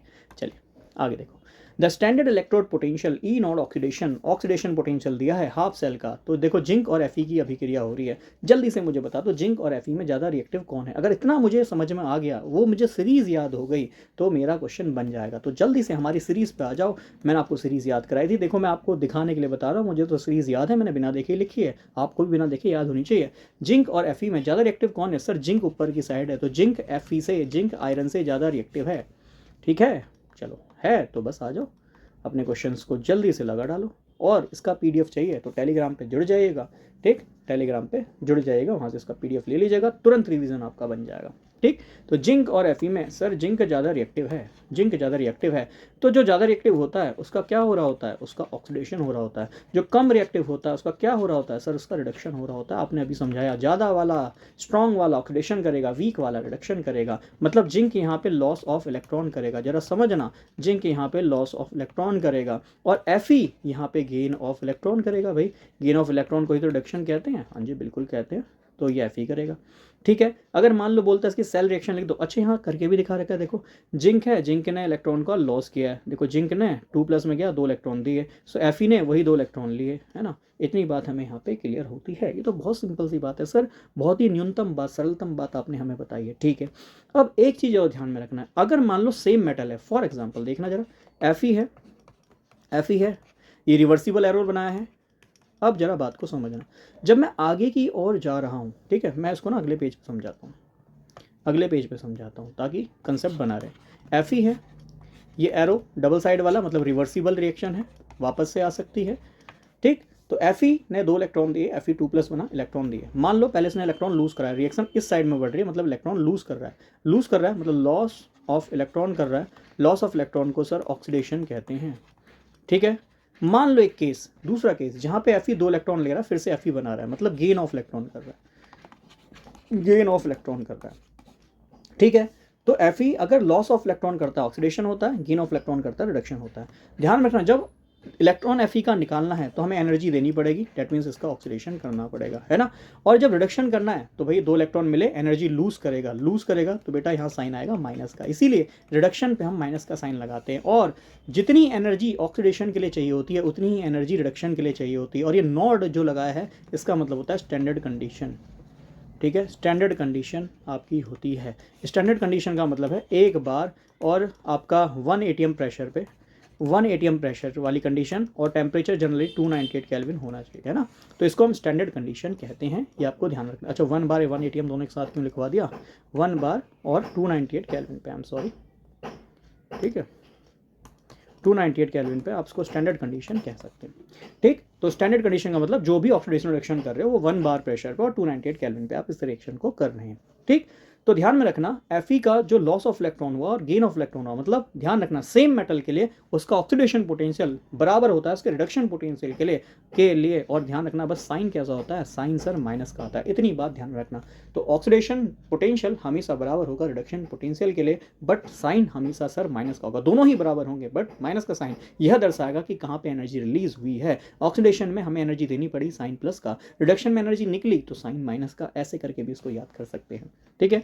चलिए आते हैं क्वेश्चन पे, फिर से इस क्वेश्चन को जल्दी से एनालाइज करते हैं। इस क्वेश्चन में अब तक हमने सर इतनी बात तो समझ ली कि किसका ऑक्सीडेशन हो रहा है, किसका रिडक्शन हो रहा है। जिंक, और दिख भी रहा है, रिएक्शन दे भी रखी है कि भाई जिंक इलेक्ट्रॉन लूज कर रहा है, मतलब इसका ऑक्सीडेशन हो रहा है। Fe इलेक्ट्रॉन गेन कर रहा है, इसका रिडक्शन हो रहा है। जो लूज कर रहा है मतलब ऑब्वियस बात है वो ज़्यादा रिएक्टिव है, जो गेन कर रहा है वो कम रिएक्टिव है। इतनी बात हमें समझ में आ रही है, रिएक्शन में दिख भी रही है। बट यहाँ जो हमें रिएक्शन दी है जरा देखना, इसमें जिंक भी इलेक्ट्रॉन लूज कर रहा है, यहाँ जिंक भी इलेक्ट्रॉन को लूज कर रहा है। तो इलेक्ट्रॉन को लूज कर रहा है मतलब जिंक का ऑक्सीडेशन हो रहा है।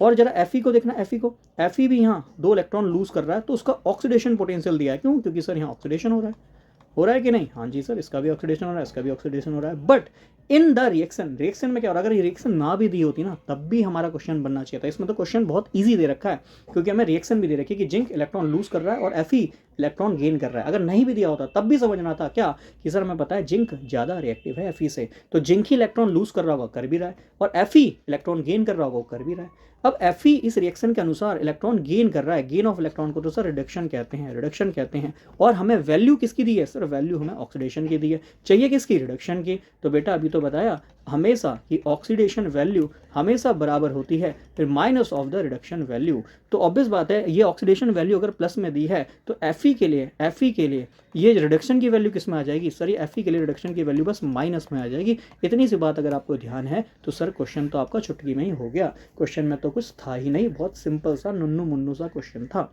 अब क्या ध्यान में रखना है, जब भी ध्यान में रखना, एक सेल आप बना रहे हो ना, एक साइड आपने सेम जैसे कॉपर जिंक लिया था वैसे ही Fe और जिंक ले लिया आपने।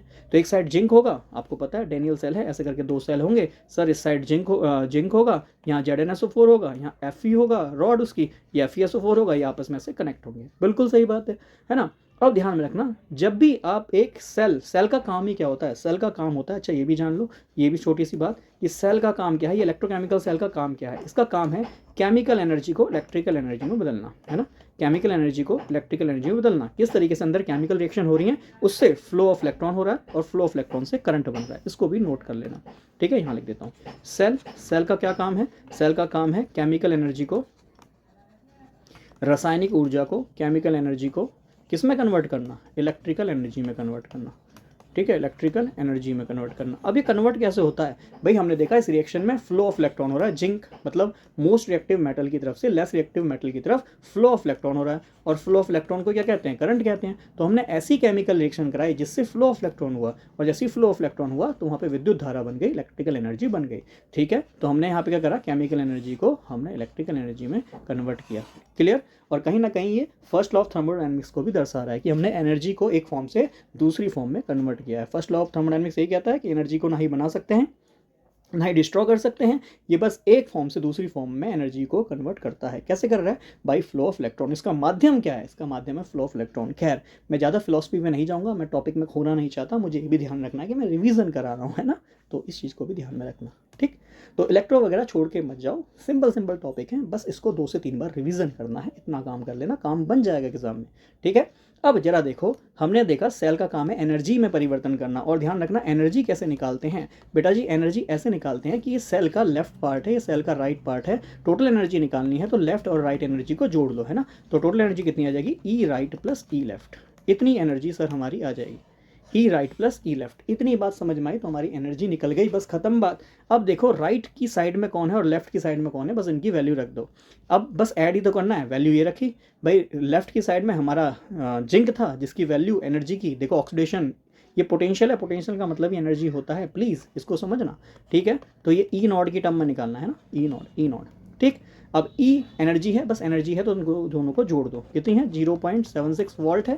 और लेफ्ट में कितनी वैल्यू हो रही है? तो लेफ्ट में आपको पता है Fe होगा, है ना, लेफ्ट में सर Fe है, Fe का रिडक्शन हो रहा है। और E रिडक्शन की वैल्यू कितनी है बेटा? ऑक्सीडेशन की वैल्यू मत रख देना, क्योंकि हमें ये भी बताना चाहिए कि Fe का रिडक्शन हो रहा है। इस रिएक्शन को देखकर पहचानना है कि Fe ने 2+ है, 2 इलेक्ट्रॉन लिए हैं, गेन ऑफ इलेक्ट्रॉन किया है, जो इलेक्ट्रॉन लेता है उस पर रिडक्शन होता है। तो बेटा ये ऑक्सीडेशन की वैल्यू दी है, रिडक्शन में चेंज कर लेना, माइनस का साइन लगा देना, और बस इन दोनों की वैल्यू को अब जोड़ दो, है ना, ऑक्सीडेशन रिडक्शन है, जोड़ दो तो कितना है? माइनस का 0.41 वोल्ट, माइनस कर लो तो कितना बना? 0.35 वोल्ट। तो प्लस का 0.35 वोल्ट इसका सही आंसर होगा, ठीक है, प्लस का 0.35 वोल्ट इसका सही आंसर। हाँ जी, तो आगे बढ़ते हैं, अगला क्वेश्चन। अभी जो क्वेश्चन है कह रहा है द रेजिस्टेंस ऑफ, अच्छा इसको बताने से पहले भी मैं कुछ कंसेप्ट आपको यहाँ पे और बता देता हूँ। और ये कंसेप्ट आपको ज़रूर हेल्प करेंगे, ठीक है। और बहुत सिंपल तरीके से लेके चलता हूँ, क्योंकि फिजिक्स वाले कंसेप्ट से हम शुरू करते हैं यहाँ पे कि फिजिक्स में हमने पढ़ा है कि रेजिस्टेंस है ना, रेजिस्टेंस जिसको हम अवरोध भी कहते हैं, हिंदी में इसका एक्चुअल मतलब जो है वो आप मुझे बताइएगा एक बार कमेंट करके। जो रेजिस्टेंस है, अवरोध है, हम जानते हैं कि भैया किसी मेटल में से इलेक्ट्रॉन फ्लो होता है ना, किसी मेटल में से या मेटेलिक वायर में से इलेक्ट्रॉन करंट आपका फ्लो होता है ना, इलेक्ट्रॉन या फ्लो होता है, मैं सिंपल सी बात बोलूँ तो जब इलेक्ट्रॉन फ्लो होता है तो कहीं ना कहीं इंटरनली आपस में रेजिस्टेंस करता है ना। और रेजिस्टेंस कुछ चीज़ों पे डिपेंड करता है, और किस किस चीज़ पे डिपेंड करता है कि जो रेजिस्टेंस होता है ये डायरेक्टली प्रोपोर्शनल होती है लेंथ ऑफ द वायर के। जितनी ज़्यादा लेंथ ऑफ द वायर होगी, ऑब्वियस बात है रेजिस्टेंस उतना ज़्यादा यहाँ पे लगेगा। और रेजिस्टेंस जो होता है इन्वर्सली प्रोपोर्शनल होता है एरिया के। ये सब आपने ऑलरेडी फिजिक्स में पढ़ा है, ठीक।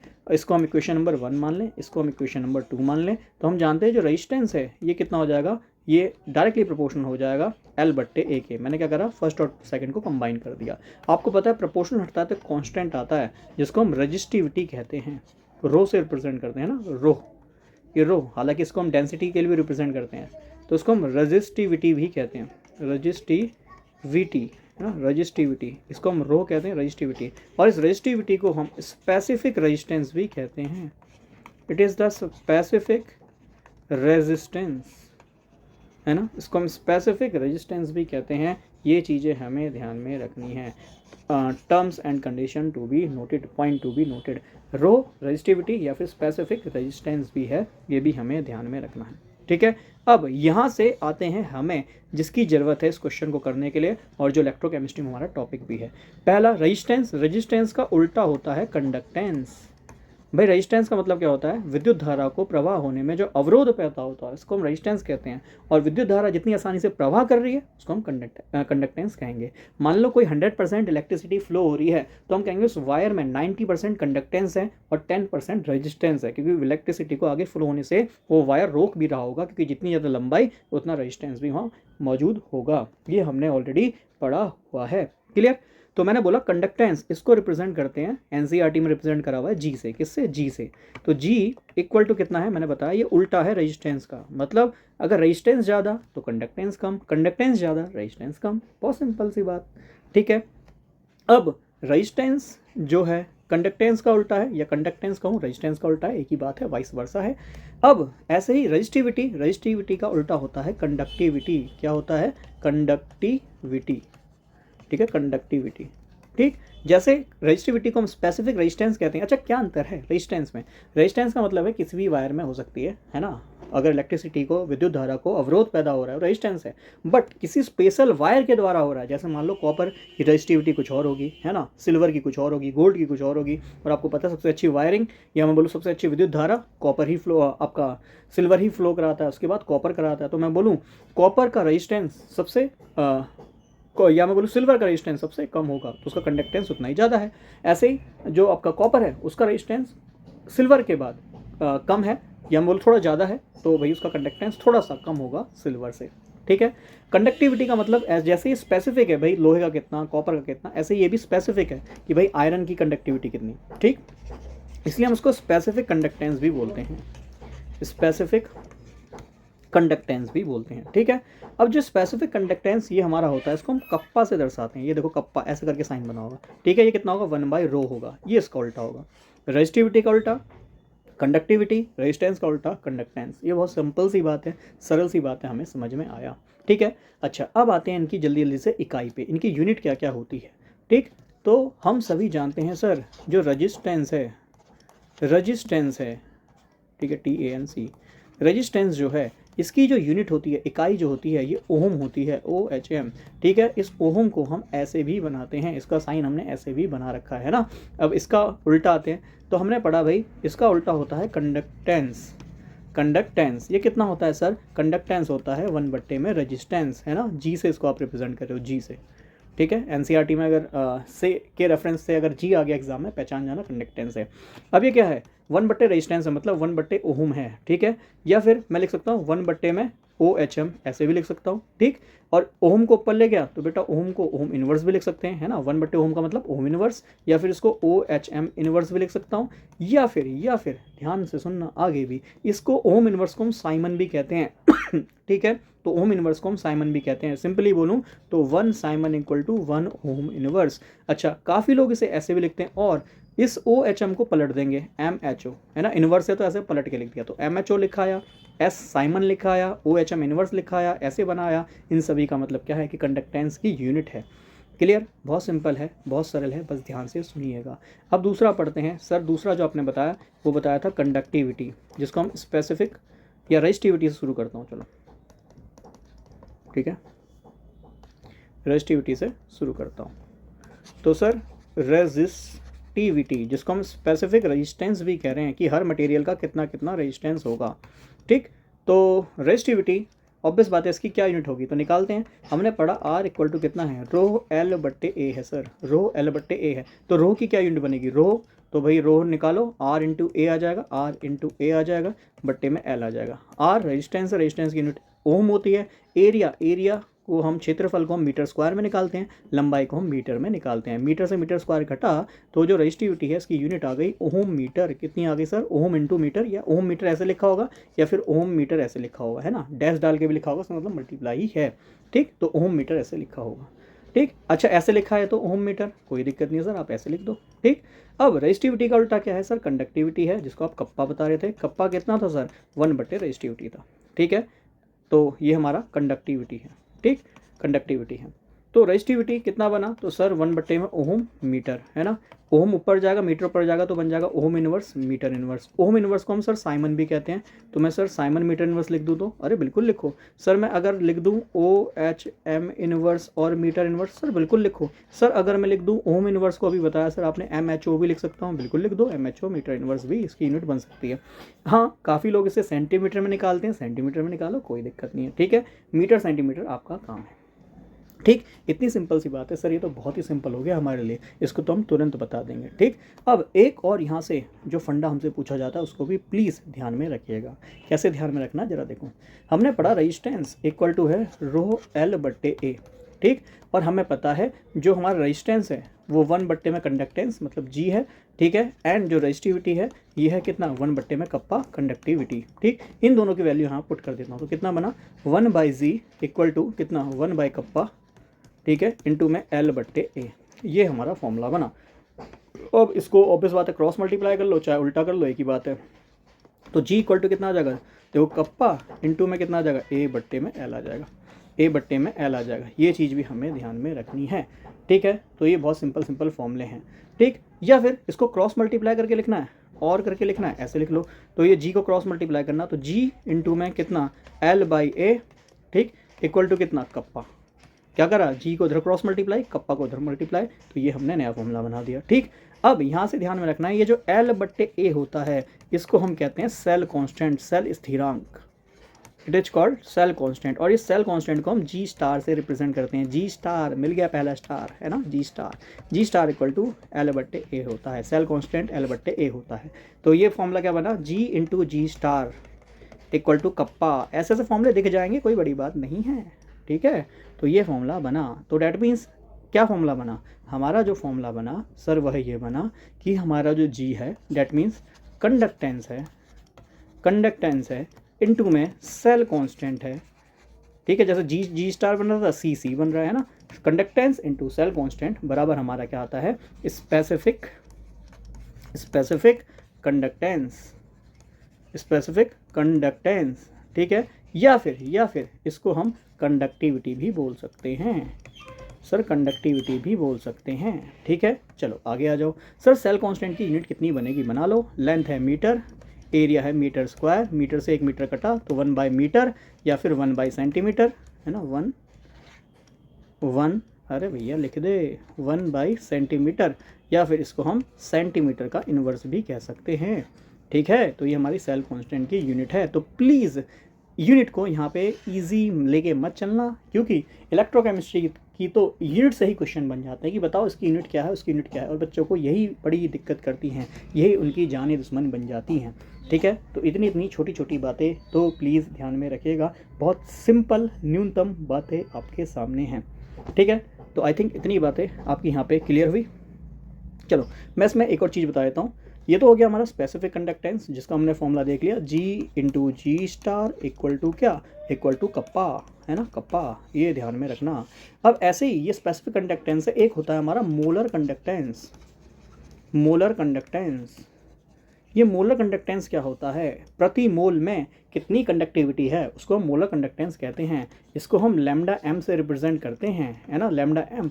और काफ़ी लोग इसे ऐसे भी बनाते हैं, कोई दिक्कत नहीं है, ऐसे बना लो, ऐसे बना लो, एनसीईआरटी में ऐसे बनाया है, काफ़ी बुक में ऐसे लैम्डा भी बना होता है। ये कितना होता है, ये होता है कप्पा अपॉन में मोलैरिटी, एम, एम मतलब मोलैरिटी। अरे मोलैरिटी क्या होती है सर, आपने कल भी तो पढ़ाया था, मोलरता। मोलरता क्या होती है, होती है number of mole of solute, solute के लिए 1 दिखा रहे थे, बट्टे में volume of solution in litre, ये होती है हमारी मोलरिटी, मोलरता, है ना। तो ये कितना होता है, ये होता है कप्पा बट्टे एम। कप्पा क्या है तो मैं ऑलरेडी बता चुका हूँ भैया, कप्पा ये है, कप्पा ये है, कप्पा ये है, सेल कांस्टेंट जी स्टार ये है, जी क्या है ये है, सब कुछ बता चुका हूँ, वही चीज़ बता रहा हूँ। अब मुझे पता है अगर नहीं पढ़ोगे, जिसको लग रहा है ना एक बार में आ जाएगा, पढ़ा है अच्छी बात है, नहीं पढ़ा है एक बार में तो नहीं आने वाला। रिवीजन मल्टीपल टाइम मांगता है और इन्हीं से सिंपल सिंपल क्वेश्चन बनते हैं। ठीक है, और वही क्वेश्चन का एक टाइप यह रहा, कह रहा रेजिस्टेंस ऑफ 0.01 सॉल्यूशन। तो भैया रेजिस्टेंस दिया आर दिया है, क्वेश्चन लेंदी है पर बहुत कुछ सिखा रहा है। इतना लेंदी क्वेश्चन हमारे एग्जाम में देखने को तो नहीं मिल सकता है ना, डायरेक्ट ही क्वेश्चन पूछेगा अगर कोई पूछा तो, बट मैंने लेंदी क्वेश्चन जानबूझ के लिया है ताकि बहुत सारे कंसेप्ट एक ही क्वेश्चन से सिखा सकूं। कल भी मैंने लेंदी क्वेश्चन लिए थे ताकि बहुत सारे कंसेप्ट सिखा सकूं। सेम बात आज भी मैं आपसे कह रहा हूं। तो resistance of 0.01 molar solution of electrolyte is कितना, अच्छा एक मिनट सॉरी, क्या नोट करवा दिया बेटा जी, जरा से देखो, रेजिस्टेंस थोड़ी नहीं है रेजिस्टेंस कितना है, रेजिस्टेंस तो 210 ओम है, 210 OHM है। कह रहा रेजिस्टेंस ऑफ 0.01 एम, एम मतलब इतना मोलर सॉल्यूशन दिया है, मोलरिटी दी है 0.01 मोलरिटी दी है, मोल पर लीटर दिया है। सिंपल है क्वेश्चन, मोलरिटी निकालने को नहीं बोल रहा, दिया हुआ है। एट 25 डिग्री, तो टेम्परेचर की तो कोई आवश्यकता है नहीं, हमने पढ़ा भी नहीं। साथ में दिया सेल कांस्टेंट, सेल कांस्टेंट मतलब जी स्टार भैया दिए हैं, जी स्टार रॉक मचा देंगे, 0.9 दिया है ना। हालांकि इसकी यूनिट क्या होनी चाहिए, यूनिट इसकी देखो मीटर में दी है तो यहाँ भी मैं मीटर इनवर्स ही मान लेता हूँ, सेंटीमीटर दी होती सेंटीमीटर इनवर्स मान लेता। यूनिट नहीं दी है, चालाकी कर ली, पर हम तो पढ़े लिखे बच्चे, हम तो पता है सेल कांस्टेंट की यूनिट मीटर इनवर्स या फिर सेंटीमीटर इनवर्स होगी। अब आर दिया है तो क्या क्या निकालूं हम और अत्यधिक चालाक कैसे बने, हम यहाँ पे आर दिया है तो हम यहाँ से रेजिस्टेंस है तो कंडक्टेंस जी निकाल लेंगे। तो जी कितना है, 1/r है, मतलब 1/में 210 ओम है, ओम है। मेरे पास जी भी है, जी स्टार भी है, तो जब मेरे पास जी और जी स्टार दोनों होता है तो मैं उससे कप्पा भैया स्पेसिफिक कंडक्टेंस को निकाल लेता हूँ। जी की वैल्यू 1/में 210 OHM है, ओम है, ठीक है, और जी स्टार की वैल्यू 0.9 मीटर इनवर्स है, इक्वल टू मेरी कप्पा की वैल्यू आ गई। क्वेश्चन में क्या बोला है, मोलर कंडक्टेंस, मतलब ये भैया लैम्डा एम पूछना चाह रहे हैं, मोलर कंडक्टेंस पूछना चाह रहे हैं। तो भैया लैम्डा एम क्या होता है कि कितना स्पेसिफिक रेजिस्टेंस, स्पेसिफिक कंडक्टेंस है बट्टे में एक मोलर सॉल्यूशन में, है ना, 1 मोलर सॉल्यूशन में। तो भैया कप्पा, कप्पा कितना है, कप्पा है हमारा 1/210। अब तो ये खुद ही कर लो भैया, अब तो तुम्हारा काम है, नहीं थोड़ी सी चीज़ें और हैं वो बता देता हूँ। इतना भी पहुँचेंगे काफ़ी बच्चे, अब वो गड़बड़ आगे करेंगे क्योंकि देखो फिजिकल केमिस्ट्री हमारी समझ में नहीं आती है सर, बहुत जान की दुश्मन है, हमें ऑर्गेनिक आ जाती है, क्योंकि ऑर्गेनिक में तो 2 बॉन्ड लिए जोड़ दो बस, है ना, पानी निकाला जोड़ दिया, पानी निकाला जोड़ दिया। दिक्कत तो यहाँ आती है क्योंकि यूनिट कन्वर्जन सर, ये तो हमें जनरली यूट्यूब पे इसका वीडियो भी नहीं मिलता। दिक्कत क्या है, यूनिट कन्वर्जन कौन दिमाग मारे यूनिट कन्वर्जन के लिए, तो मैं आपको वो भी पढ़ाऊँगा, पढ़ाया भी है यूनिट कन्वर्जन, सॉल्यूशन जाके देखना, उसमें ऐसे यूनिट कन्वर्जन तो पढ़ाए हुए हैं सारे, ठीक है। और यूनिट कन्वर्जन का ही फिजिकल है, जिसको यूनिट कन्वर्जन आ गया, फिजिक्स फिजिकल यही तो काम है इनका, ठीक। चलो खैर, कप्पा की वैल्यू जल्दी से रखता हूँ, बातों में नहीं उलझाता। 0.9 यह मीटर इनवर्स, यह ओम है ना। चलो भैया अब इसको सॉल्व कर लेते हैं जल्दी से, तो निकालो। अच्छा, तो मोलरिटी कितनी है, 0.01 मोल प्रति लीटर। बेटा देखो क्या मेरे ऑप्शन में कहीं लीटर है, नहीं है, मोल है, हाँ है, मीटर है तो मीटर स्क्वायर चाहिए। ओम है, ओम को उल्टा करूँगा तो साइमन, एस मतलब साइमन है ना, साइमन यहाँ पे दिया है, स्मॉल एस दिया, कोई दिक्कत नहीं है, हम स्मॉल एस ही मान लेंगे। हमें लीटर नहीं दिया, लीटर का यूनिट कन्वर्जन देख लेते हैं। हम जानते हैं अगर हमारे पास 1 मीटर गुणा 1 मीटर गुणा 1 मीटर अगर पानी की टंकी है तो उसमें हमेशा 1000 लीटर पानी आता है। यूनिट कन्वर्जन जाने कितनी बार पड़ा है, तो 1 लीटर अगर पानी की टंकी है तो बेटा डिवाइड में आ जाएगा, डिवाइड का मतलब 10⁻³ और ये मीटर क्यूब बन जाएगा, मतलब 1 लीटर में 10⁻³ मीटर क्यूब पानी आएगा। जिनको नहीं समझ में आया बेटा 1000 को डिवाइड करना, 1000 का मतलब 10⁻³ ऊपर जाएगा तो 10⁻³ बन जाएगा। ठीक है, बस ये वैल्यू उठाओ यहाँ पे पुट कर दो, तो कर दो भैया, मैं अगले पेज पे कर देता हूँ। ठीक है, क्वेश्चन सॉल्व आपको करना है, मैं यूनिट कन्वर्जन तक आपको समझा देता हूँ, बीच मझधार में नहीं छोड़ के जा रहा, पूरा ही जब बोला है तो पूरा ही मैं कराऊंगा। ठीक है, 1 मिनट देना। हाँ, वैल्यूज़ देख लेता हूँ क्या क्या है। कप्पा बट्टे में क्या था, एम था, तो वैल्यू कितनी रखी थी, 1/210 है ना। ओम इनवर्स ओम था, ऊपर जाएगा साइमन में कन्वर्ट हो जाएगा, इनटू में 0.9 था, तो साइमन मीटर इनवर्स आप सभी को पता है 1/ओम था, ओम इनवर्स ऊपर जाएगा, ओम इनवर्स हो जाएगा, ओम इनवर्स को हम साइमन लिखते हैं तो इसलिए लिख दिया। बट्टे में क्या है, बट्टे में 0.01 है, इनटू में मोल पर लीटर है, और सर आपने अभी बताया 1 लीटर में कितना होता है, 10⁻³ मीटर क्यूब होता है, तो बस उस लीटर की जगह पे 10⁻³ मीटर का क्यूब लिख देता हूँ। अब जिसको इतनी बात समझ में आई तो सर हमारा क्वेश्चन यूनिट तो बन गई जो हमें चाहिए है ना, यूनिट तो बनानी जब भी तो आंसर आएगा। तो बेटा ये मीटर इन्वर्स है, मीटर इन्वर्स है तो बट्टे में भेजूंगा तो मीटर हो जाएगा, साइमन मीटर इन्वर्स या साइमन बट्टे में मीटर। आपको पता है ये वाली टर्म हमेशा ऊपर मल्टीप्लाई होती है और ये वाली टर्म यहाँ पे मल्टीप्लाई होती है, बाकी तो भैया इसको सॉल्व करते रहना। और आपको पता है ये 0.01 यहाँ मल्टीप्लाई हो जाएगा, तो ये कितना बना 1/210 गुणा में 0.01, और ऊपर कितना है 0.9 है, ऊपर कितना है साइमन है, यूनिट भी लिख रहा हूँ साइमन, और मीटर क्यूब भी ऊपर गया। ठीक है, अच्छा ये मोल आपको पता है मोल कहाँ मल्टीप्लाई हो रहा है, नीचे वाले मीटर मल्टीप्लाई हो रहा है, तो नीचे क्या बचा सर, एक मोल बचा और एक मीटर बचा, मीटर से एक मीटर का क्यूब कट जाएगा, स्क्वायर बचेगा, तो इसको सॉल्व कर लेना। आप तो जो भी सॉल्व करोगे आपका आंसर बन जाएगा। 1 पॉइंट से ऊपर 1 पॉइंट हटा, 1 0 और कम हो जाएगा, तो ये बचा 9 बट्टे में कितना 21। ठीक है, साइमन मीटर से 1 मीटर कटा, मीटर स्क्वायर बट्टे में कितना है मोल है, बट्टे में मोल है। जरा देखो क्या हमारी यूनिट यही बन रही है, साइमन भी है, मीटर स्क्वायर भी है, मोल बट्टे में मोल है, तो मोल इन्वर्स भी है। अब इसको डिवाइड कर लो, 21 के पहाड़े से 21 चक्को है ना, कितना आएगा 84, तो 0.0, ठीक है 0 आ जाएगा, तो 84 और डिवाइड कर लेना भैया जो भी आए। ठीक है, siemens metre square mole inverse, और आ चुका है आंसर तो भैया टिक कर देना। अच्छा 0.04 तो सारे ही हैं, उसके बाद देखो सॉल्व कर लेना, जो भी आंसर है मुझे बता देना, कमेंट कर लेना। ठीक है, unit conversion is the key, उसी ने यहाँ सारी बाजी मारी, और ऐसा क्वेश्चन एग्जाम में बन सकता है, कोई बड़ी बात नहीं है, मतलब मिलता जुलता तो बन ही सकता है। ठीक है, हो सकता है रेजिस्टेंस दे के डायरेक्ट कंडक्टेंस दे दे, सब कुछ दे दे, स्पेसिफिक कंडक्टेंस दे दे, और बस सॉल्व करने को बोले, और वो सॉल्व होगा ही नहीं। क्यों? क्योंकि हमें लीटर को मीटर में कन्वर्ट करना ही नहीं आएगा, और नहीं कन्वर्ट करना आया तो खेल बिगड़ जाएगा, है ना। लीटर को मीटर में कन्वर्ट करना आना चाहिए, सिखाया भी है। ठीक, आगे बढ़ते हैं। कह रहा है द मोलर कंडक्टेंस ऑफ ये अच्छा, अगला एक कॉन्सेप्ट और है, जल्दी से इसको भी पढ़ा देता हूँ।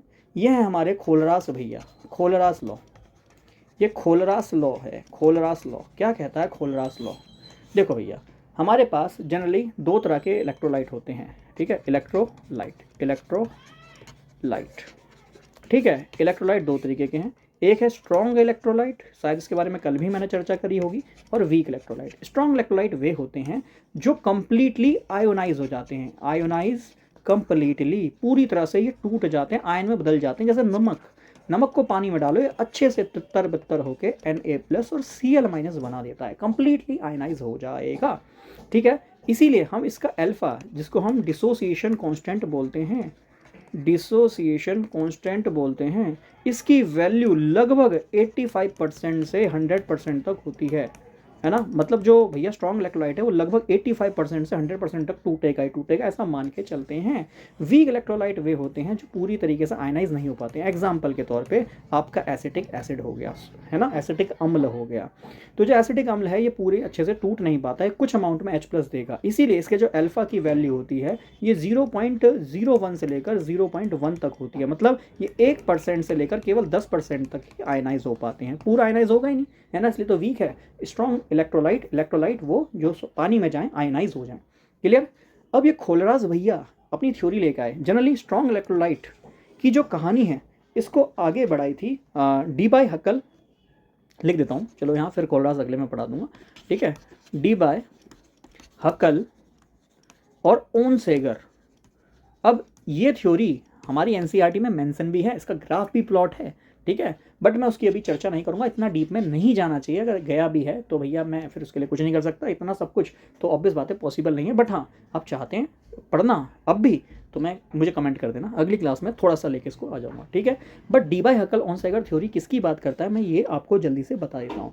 ये बात करता है नॉन आइडल बिहेवियर, है ना, non idol behaviour of strong electrolyte. मतलब हमारे पास स्ट्रॉन्ग इलेक्ट्रोलाइट की थ्योरी है, ये बताता है कि कैसे स्ट्रॉन्ग इलेक्ट्रोलाइट की हम मोलर कंडक्टिविटी निकाल सकते हैं, है ना, molar conductivity eight infinite dilution, इतना डाइल्यूट कर दो कि उसकी कंडक्टिविटी वहाँ पे भी हमें प्राप्त हो जाए। इसे हम कहते हैं molar conductivity eight infinite dilution. Lambda, देखो मोलर कंडक्टिविटी को लैम्डा से रिप्रेजेंट करते हैं, इनफाइनाइट उसके नीचे लिखा है, मतलब इनफाइनाइट डाइल्यूशन पे निकाल रहा हूँ, किसकी, स्ट्रॉन्ग इलेक्ट्रोलाइट की। अगर स्ट्रॉन्ग इलेक्ट्रोलाइट की कहानी निकालनी है तो हम डी बाई के पास जाते हैं, डी बाई हकल ओनसेगर DHO थ्योरी के पास जाते हैं। अगर हमें वीक इलेक्ट्रोलाइट की थ्योरी निकालनी हो तो हम ऑसवर्ल्ड डाइल्यूशन लॉ देख लेते हैं, ऑसवर्ल्ड डाइल्यूशन लॉ देख लेते हैं, जिसकी अभी हमें ज़रूरत नहीं। उसके बीच में एक लॉ आता है खोलरास भैया। ये क्या करते हैं, हम जनरली जो मोलर कंडक्टिविटी है, कंडक्टिविटी का मतलब समझो, जो बिजली को प्रवाह करा सके, कौन ज़्यादा बिजली को प्रवाह कराएगा, जो आयन में ज़्यादा टूटेगा, सिंपल सी बात। तो जो आयन में कौन ज़्यादा टूटेगा सर, जो स्ट्रॉन्ग इलेक्ट्रोलाइट होगा। अगर नमक और एसिटिक एसिड आपको दे दिया जाए, अब बोले कि किसकी मोलर कंडक्टिविटी ज़्यादा होगी, कौन विद्युत धारा को ज़्यादा प्रवाह कराएगा, आप कहोगे सर नमक, क्योंकि ज़्यादा आयनाइज हो रहा है, स्ट्रॉन्ग इलेक्ट्रोलाइट है, तो सर ये ज़्यादा इलेक्ट्रिसिटी को प्रवाह कराएगा। आज के ज़्यादातर क्वेश्चन इलेक्ट्रिसिटी वाले ही बन गए, है ना। तो भैया ज़्यादा इलेक्ट्रिसिटी को प्रवाह कराएगा, कौन कराएगा, स्ट्रॉन्ग इलेक्ट्रोलाइट कराएगा, ठीक है, क्योंकि इसकी कंडक्टिविटी ज़्यादा होती है, ठीक। ये हमारी सिंपल सी कहानी है। अब खोलरास भैया आते हैं, ये कहते हैं कि हम स्ट्रॉन्ग इलेक्ट्रोलाइट अगर हमारे पास है ना, स्ट्रॉन्ग इलेक्ट्रोलाइट हमारे पास हैं, उनकी हेल्प से हम इन वीक इलेक्ट्रोलाइट की कंडक्टिविटी भी निकाल सकते हैं। जनरली वीक इलेक्ट्रोलाइट की कंडक्टिविटी निकालने में हमें बहुत मुश्किल होती है, बहुत ही ज़्यादा मुश्किल होती है, तो हम स्ट्रॉन्ग इलेक्ट्रोलाइट लेते हैं और स्ट्रॉन्ग इलेक्ट्रोलाइट से हम वीक इलेक्ट्रोलाइट की कंडक्टिविटी डिटरमाइन कर सकते हैं। तो कैसे कर सकते हैं, ये आपका KL कोलरास लॉ, KL राहुल नहीं है, वर्ल्ड कप का फाइनल परसों है, पेपर वाले दिन ही, आपका भी फाइनल, वर्ल्ड कप का भी फाइनल। तो खैर कोलरास लॉ भैया क्या कहते हैं, ये कहते हैं अगर आपके पास स्ट्रॉन्ग इलेक्ट्रोलाइट है तो कैसे आप स्ट्रॉन्ग इलेक्ट्रोलाइट से वीक इलेक्ट्रोलाइट की कंडक्टिविटी डिटरमाइन कर सकते हैं, क्योंकि वीक इलेक्ट्रोलाइट जनरली आयनाइज ही नहीं हो पाते, जब ये आयनाइज ही नहीं हो पाते तो उनकी कंडक्टिविटी को डिटरमाइन करना मुश्किल होता है। तो ये कहते हैं कि अगर एट इनफाइनाइट डाइल्यूशन अगर स्ट्रॉन्ग इलेक्ट्रोलाइट की कंडक्टिविटी आपको पता है, अच्छा यूनिट क्या होती है तो आप जानते हो, Simon centimetre square mole inverse अभी तो निकाली थी, या फिर इसको हम साइमन मीटर स्क्वायर भी कह सकते हैं, मीटर स्क्वायर मोल इनवर्स, वो आप देख लेना आपसे किस में पूछ रहा है। एक चीज़ और, ये तो मीटर में था इसलिए निकाल लिया, सेंटीमीटर में पूछे तो क्या करूँगा, तो बेटा मीटर को 10⁻² रख के सेंटीमीटर में कन्वर्ट कर देना, और लीटर को सेंटीमीटर में कन्वर्ट करना, 10⁻⁻6 बन जाएगा। ध्यान में रखना बस इस बात को, अगर इतना कर लोगे काम बन जाएगा, ठीक है। तो बस वही यहाँ पे करना होता है, 10⁻⁻6 पुट कर देना, आंसर बन जाएगा। चलो जल्दी से देखो अब आगे, 6 बनेगा, -3 बनेगा, 2 कट जाएगा, 10⁻+3 बनेगा, -6 नहीं बनेगा, +3 बनेगा। देख लो कैसे बनेगा, 1 मीटर है, देखो यहाँ देखना, 1 मीटर है, 1 मीटर है, 1 मीटर है ना, 1 मीटर लंबाई चौड़ाई ऊंचाई, पानी की टंकी में 1000 लीटर पानी आता है, ठीक। तो 1 मीटर में कितना हो जाएगा, 100 सेंटीमीटर, 100 10⁻6 बना, 10⁻3 बना, कट गया, हाँ। तो 1 लीटर में कितना आ जाएगा, 10⁻3 सेंटीमीटर क्यूब आ जाएगा, ये ध्यान में रखना, प्लस का आएगा, ये भी ध्यान में रखना। चलो आगे, तो हमने देखा कि स्ट्रॉन्ग इलेक्ट्रोलाइट का अगर हमारे पास मोलर कंडक्टिविटी है कहाँ पे, इनफाइनाइट डाइल्यूशन पे, तो स्ट्रॉन्ग इलेक्ट्रोलाइट से हम वीक इलेक्ट्रोलाइट की मोलर कंडक्टिविटी निकाल सकते हैं, कहाँ पे, इनफाइनाइट डाइल्यूशन पे। ये है हमारा KL भैया कोलरास लॉ। कैसे निकालते हैं, डायरेक्ट मैं समझा नहीं रहा, जैसे फॉर एग्जाम्पल देखो जल्दी से, लैम्डा इनफाइनाइट ऑफ NaCl, ये कहता है जब इनफाइनाइट डाइल्यूट करोगे तो लैम्डा इनफाइनाइट ऑफ NaCl बराबर हो जाएगा lambda infinite of Na plus lambda infinite of Cl-। क्या कह रहा है कि कोई भी स्ट्रॉन्ग इलेक्ट्रोलाइट है, अगर उसको इन्फानाइट मतलब इन्फानाइट डाइल्यूशन उसका कर दोगे तो बेटा उसकी जो मोलर कंडक्टिविटी है वो बराबर हो जाएगी उसके आयन के कंडक्टिविटी के सम के। फिर इस पे डिपेंड करता है बहुत कुछ चीज़ें, ट्रांसपोर्ट नंबर वगैरह, वो शायद हमारी क्लास 12 में होते भी नहीं है, तो वो सब मैं अभी यहाँ पे नहीं बताने जा रहा, थ्योरी को ज़्यादा आगे नहीं बढ़ाने जा रहा, फिर से मुझे याद करना पड़ेगा कि मैं रिवीजन करा रहा हूँ। तो क्या बात बोल रहा हूँ ध्यान रखना। कुलराज भैया स्ट्रॉन्ग इलेक्ट्रोलाइट को इन्फिनाइट डाइल्यूट करते हैं, वहाँ पे पता लगा कि NaCl को अगर स्ट्रॉन्ग इलेक्ट्रोलाइट को अगर तोड़ते हैं तो उसकी कंडक्टिविटी इन्फिनाइट डाइल्यूशन पे बराबर होगी कंडक्टिविटी ऑफ उसके कैटायन कौन है Na plus plus conductivity of anion के बराबर होगी, ये कहना चाह रहा है। और इस स्ट्रॉन्ग इलेक्ट्रोलाइट की मदद से हम वीक इलेक्ट्रोलाइट की कंडक्टिविटी भी डिटरमाइन कर सकते हैं। ये बहुत सिंपल सी बात है। चलिए आगे बढ़ते हैं। ठीक, अरे भैया क्वेश्चन कहाँ गया हमारा, हाँ ये रहा। अब देखो कह रहा है molar conductance at 25 degree Celsius, यहाँ पे कहीं तापमान की बात ही नहीं हुई, at infinite dilution okay of HCl। चलो भैया कह रहा है मोलर कंडक्टेंस लैम्डा, मैं अपनी तरफ से कुछ नहीं बता रहा, जो पढ़ा है बस वो सुनो। मोलर कंडक्टेंस मतलब लैम्डा, इनफाइनाइट डाइल्यूशन मतलब उसके नीचे इनफाइनाइट आ जाएगा, ऑफ HCl मतलब HCl दिया है, तो अभी बताया ना बेटा HCl एक स्ट्रॉन्ग इलेक्ट्रोलाइट है। स्ट्रॉन्ग इलेक्ट्रोलाइट का जो मोलर कंडक्टेंस होता है वो बराबर होता है उसके आयंस के सम के, यही कोलरास लॉ है, यही हमारा कुलरास भैया है। तो H प्लस और Cl माइनस होगा, और HCl भी एक स्ट्रॉन्ग इलेक्ट्रोलाइट होता है। और इसकी वैल्यू कितनी दी है सर, इसकी वैल्यू दी है 426.1, क्या यूनिट होती है साइमन, मीटर स्क्वायर में दी है, तो मीटर स्क्वायर मोल इनवर्स इतनी वैल्यू हमें दी है। बहुत सिंपल सी बात है।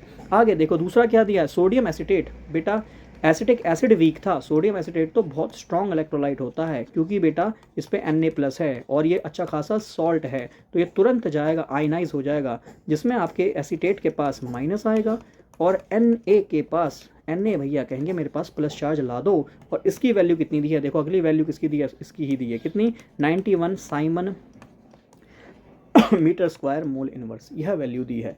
ठीक है, एक मिनट देना, बस माइक थोड़ा सा ठीक कर लूँ, ढीला हो गया। अगला हमें दिया है लैम्डा इन्फानाइट ऑफ कैसा कैसा कैसा NaCl दिया है, कितनी वैल्यू होगी, lambda infinite of Na plus, ठीक है, plus lambda infinite of Cl minus, ठीक। और उसकी वैल्यू कितनी दी है सर, 126.5 साइमन मीटर स्क्वायर में दिया, मीटर स्क्वायर मोल इनवर्स, ये वैल्यू हमें दी है। सर हमें केवल यही तो दिया था, आपने ये क्या कर दिया, ये मैंने लगाया खोलरास लॉ, मैंने पहचाना कि भैया मोलर कंडक्टेंस इनफाइनाइट डाइल्यूशन पे दिया है, किसका, HCl का, एसीटेट का, NaCl का। ये तीनों कैसे हैं सर, ये तीनों ही स्ट्रॉन्ग इलेक्ट्रोलाइट, देर से यही तो समझा रहा हूँ। और कह रहा है इसकी हेल्प से आप निकालो मोलर कंडक्टेंस किसका, एसिटिक एसिड का। कैसा होता है सर, ये वीक इलेक्ट्रोलाइट होता है, आपने अभी तो बताया, बिल्कुल बताया। समझ में आ रही है बात। तो आपको तीन स्ट्रॉन्ग इलेक्ट्रोलाइट दिए हैं, वीक इलेक्ट्रोलाइट का कंडक्टेंस पूछ रहा है, कौन सा लॉ लगाना है, कोलरास लॉ लगाना है। कैसे लगा लेंगे, तो बेटा जी हमने इक्वेशन सॉल्व करना सीखा था, वही करेंगे। इक्वेशन नंबर 1, 2 और 3 क्या करूं, इन तीनों इक्वेशन में ऐसा क्या करूं कि मुझे लास्ट में बस ये मिल जाए, CH3COOH मिल जाए। तो सर CH3COOH चाहिए, तो यहाँ से मैं CH3COO ले लूँगा, और H कहाँ से मिलेगा, देखो H मिलेगा ऊपर से। तो मैं ऐसा करता हूँ कि फर्स्ट और सेकंड को जोड़ देता हूँ, तो जब जोड़ूंगा ना, देखो जरा ध्यान सुनो, जोड़ूंगा तो CH3COO और यहाँ से H मिल जाएगा, साथ में Na और Cl भी जुड़ेगा, Na प्लस Cl प्लस भी बचेगा, पर फर्स्ट और सेकंड को जोड़कर थर्ड से घटा दूं, थर्ड से घटाओगे तो देखो Na से Na घट जाएगा, Cl से Cl घट जाएगा, बचेगा क्या, केवल यही बचेगा। क्लियर है, बहुत सिंपल सी बात है, बहुत सिंपल सा फंडा है, जिनके नहीं समझ में आ रहा वो जोड़ के देख भी लो। ठीक है, पन्ना ऐड कर दूँ, एक मिनट पन्ना ऐड कर देता हूँ, बस एक मिनट रुक जाओ बच्चों। ठीक है, तो देखो मैं क्या कह रहा हूँ, मैं आप कह रहा हूँ फर्स्ट और सेकंड को ऐड कर दो। ठीक है, मैं यहाँ 1 + 2 कर देता हूँ, तो 1 कौन सी इक्वेशन है मेरी, 1 है मेरी लैम्डा इन्फानाइट, ठीक है, ऑफ HCl। ठीक है, मैं इसमें कह रहा हूँ दूसरी वाली जोड़ दो, दूसरा क्या था, lambda infinite of sodium acetate CH3COONA, ये मेरी इक्वेशन थी।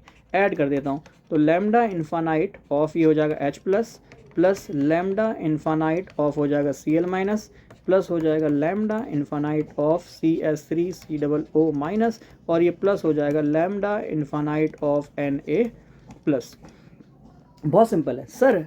अब जब आपने ये दोनों को ऐड करा है तो इन दोनों की वैल्यू भी तो जुड़ेंगी, हाँ जी बिल्कुल, 426.1 + 91 जोड़ दो, सर इनकी वैल्यूज़ भी तो ऐड होनी चाहिए, बिल्कुल 426.1 + 91 ये वैल्यूज़ की होगी, ऐड कर लो, ये हो जाएगा 6 और 1 7, 9 और 2 11, एक हासिल गया 5, 517 आया, हाँ 517 ही आएगा। ठीक है, साइमन मीटर स्क्वायर में तो मीटर स्क्वायर और मोल इनवर्स ये हो जाएगा। ठीक है, अब ये मैंने ऐड कर दिया, अब क्या करना है, मैंने 1 + 2 जो करा इसमें से 3 को घटा दो, तो lambda infinite of HCl plus lambda infinite of CH3 COO में से घटा दो लैम्डा इन्फानाइट ऑफ NaCl। घटा दो जी, तो घटा दो। अब जब मैं घटाऊंगा तो आपको पता ही है ये सब प्लस में, आप मुझसे बार बार लिखवा रहे हो तो मैं लिख देता हूँ। ये हो जाएगा H+, क्योंकि मेन बात ये है कि एक कंसेप्ट समझ में आ गया तो हमारा काम बन जाएगा।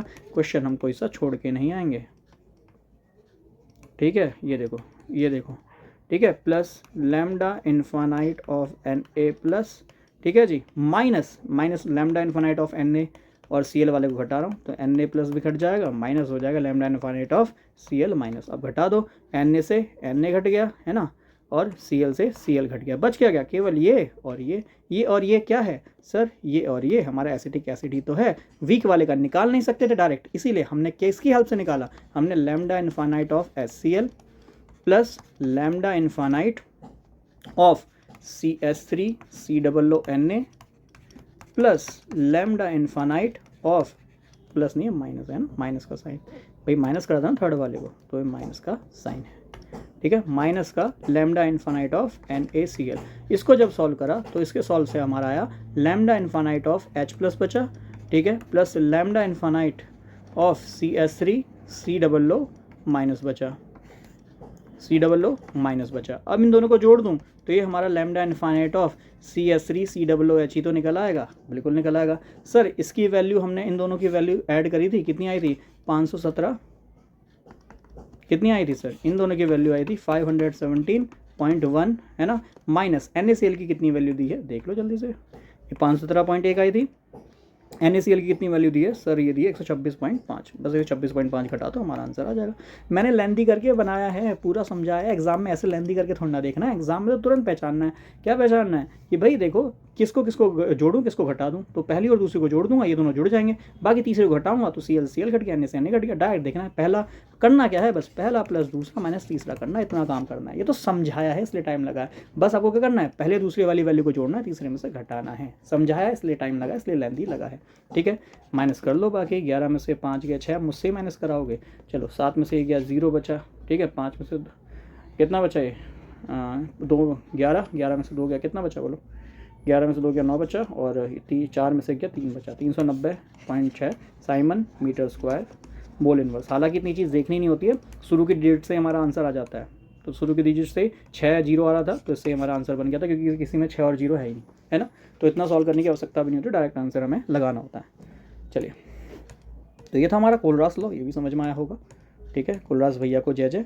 आगे देखते हैं, बहुत सिंपल क्वेश्चन कह रहा है डेल जी नॉट की वैल्यू क्या होती है, तो ये -NFE होती है, ठीक है जी, -NFE होती है, ये आपको ध्यान में रखना है। अच्छा, डेल जी की वैल्यू माइनस के RT लॉन KC भी होती है, ये भी पढ़ी होगी, हाँ जी पढ़ी होगी बेटा। NFE कब लगता है, जब हम बात करते हैं थर्मोडायनेमिक्स की, थर्मो भैया को याद करते हैं, और जब थर्मोडायनेमिक्स की स्टडी करते हैं विद केमिकल काइनेटिक्स, है ना, काइनेटिक्स में स्टडी करते हैं, तो बेटा हम ये वैल्यू का यूज़ करते हैं, ये चीज़ ध्यान में रखना, ठीक है। तो फिलहाल इसका दोनों ही वैल्यूज़ याद रखनी है एग्जाम के लिए, बट हाँ क्वेश्चन जो पूछा गया उसके अकॉर्डिंग डेल जी बराबर माइनस का NFE होता है। कौन सा ऑप्शन बना, यही बना। देखो RT लॉन KC भी दिया है बट माइनस का साइन नहीं दिया, तो ये भी गलत, ये भी गलत, और ये पता नहीं क्या ही मर्जी से दिया। फिर आगे बढ़ते हैं, आगे for the half cell reaction. इतना हार्ड क्वेश्चन है, मतलब इतना हार्ड क्वेश्चन लेके आया, मेरा मन कर रहा था कि आपको हार्ड क्वेश्चन तो दूँ एक बार, है ना, इतना हार्ड क्वेश्चन लेके आया। कह रहा भैया ये एक रिएक्शन है, ठीक है, इसमें गेन ऑफ इलेक्ट्रॉन होकर ये बन रहा है, मतलब साफ साफ दिख रहा है गेन ऑफ इलेक्ट्रॉन, ऑक्सीडेशन कहीं ना कहीं हो रहा है, जिससे हाइड्राइड आपको मिल रहा है, और भी बहुत कुछ मिल रहा है जो कि दे नहीं रखा। अब इसमें देख लो भैया कितने इलेक्ट्रॉन है, 4 इलेक्ट्रॉन है, और डेल जी बराबर जो -NFE है ना, NFE नॉट, ये n क्या है, ये n यहाँ पे बस नंबर ऑफ इलेक्ट्रॉन है, इतनी बात समझ लेना। नंबर ऑफ इलेक्ट्रॉन कितने हैं, 4 हैं, और क्वेश्चन में पूछा क्या है, माइनस का डेल जी बट्टे में FE की वैल्यू क्या होगी, किसके बराबर होगा, n के बराबर होगा। n कितना है, 4 है, खत्म हो गई बात। कितना हार्ड क्वेश्चन दिया है बताओ, है ना, इतने प्यारे बच्चों को इतना हार्ड क्वेश्चन, बहुत सिंपल क्वेश्चन दिया है, ठीक है। आगे बढ़ते हैं, द स्पेसिफिक कंडक्टिविटी। बेटा ये क्वेश्चन को देख के ना मुझे बड़ा गुस्सा आया, इसलिए आया क्योंकि स्पेसिफिक कंडक्टिविटी लिखा है, और कहीं पे भी स्पेसिफिक कंडक्टिविटी का तो कोई फॉर्मूला बन ही नहीं रहा, और पहला वाला जो बन रहा है ये उसकी जगह C दिया है, वो भी कंडक्टिविटी, कंडक्टेंस का फॉर्मूला दिया है, और पूछ कंडक्टिविटी रहा है। थोड़ा सा ये मिस्टेक आपके एग्जामिनर ने करी होगी, जिस भी एग्जाम में पूछा है, बहुत ही रद्दड़ सी बात पूछी है, बट ध्यान में रखना। हालांकि कई बार हम यूज़ कर लेते हैं, कॉमन लैंग्वेज में यूज़ कर लेते हैं स्पेसिफिक कंडक्टिविटी, जो कि सही भी नहीं लगा मुझे, ठीक है, क्योंकि थोड़ा सा बच्चों को देखो एग्जाम में ऐसे ही होता है, बच्चे कई बार कंफ्यूज हो जाते हैं, नहीं दिमाग में आता कि स्पेसिफिक कंडक्टिविटी का कुछ और फॉर्मूला दिमाग में आ रहा होता है, ठीक है। इसलिए जो जैसी टर्म है उसको वैसा ही देना चाहिए। C बराबर 1/r, डेट मीन्स आपसे कंडक्टेंस पूछ रहा था ना कि स्पेसिफिक कंडक्टिविटी, ठीक है। तो उसके अकॉर्डिंग आंसर फर्स्ट बन जाएगा। चलिए आगे बढ़ते हैं। यूनिट ऑफ सेल कांस्टेंट, अरे बता दो भैया, सेंटीमीटर इनवर्स अभी तो पढ़ा था। G star L/A, length metre, area metre square, काट दो सेंटीमीटर स्क्वायर, काट दो सेंटीमीटर इनवर्स बचा। आगे, the relation between the standard EMF of a cell E0 and equilibrium Kc of the reaction is given as, तो भैया बता दो कौन सी इनके बीच में जो है हमें प्यारा सा जो है रिलेशन देखने को मिलता है, ठीक है। तो भैया क्या होता है, ई सेल बराबर कितना 2.303 NF लॉन Kc RT, ये ठीक है। मुझे बताएंगे वैसे कमेंट में करके इसका आंसर, ठीक है। ई सेल बराबर कितना होता है, तो ये कितना होता है 2.303 RT/NF, ये वाला नहीं होगा, ये वाला होगा, है ना, C होगा RT/NF। तो ई नॉट सेल बराबर कितना 2.303 RT/NF, ठीक है, RT/NF log Kc, बिल्कुल यही होता है, ठीक है। ये हमारा ई सेल होता है। ये कैसे आया, तो हमें पता होता है कि सर ई बराबर होता है ई नॉट सेल माइनस के RT/NF, है ना, लॉन Kc।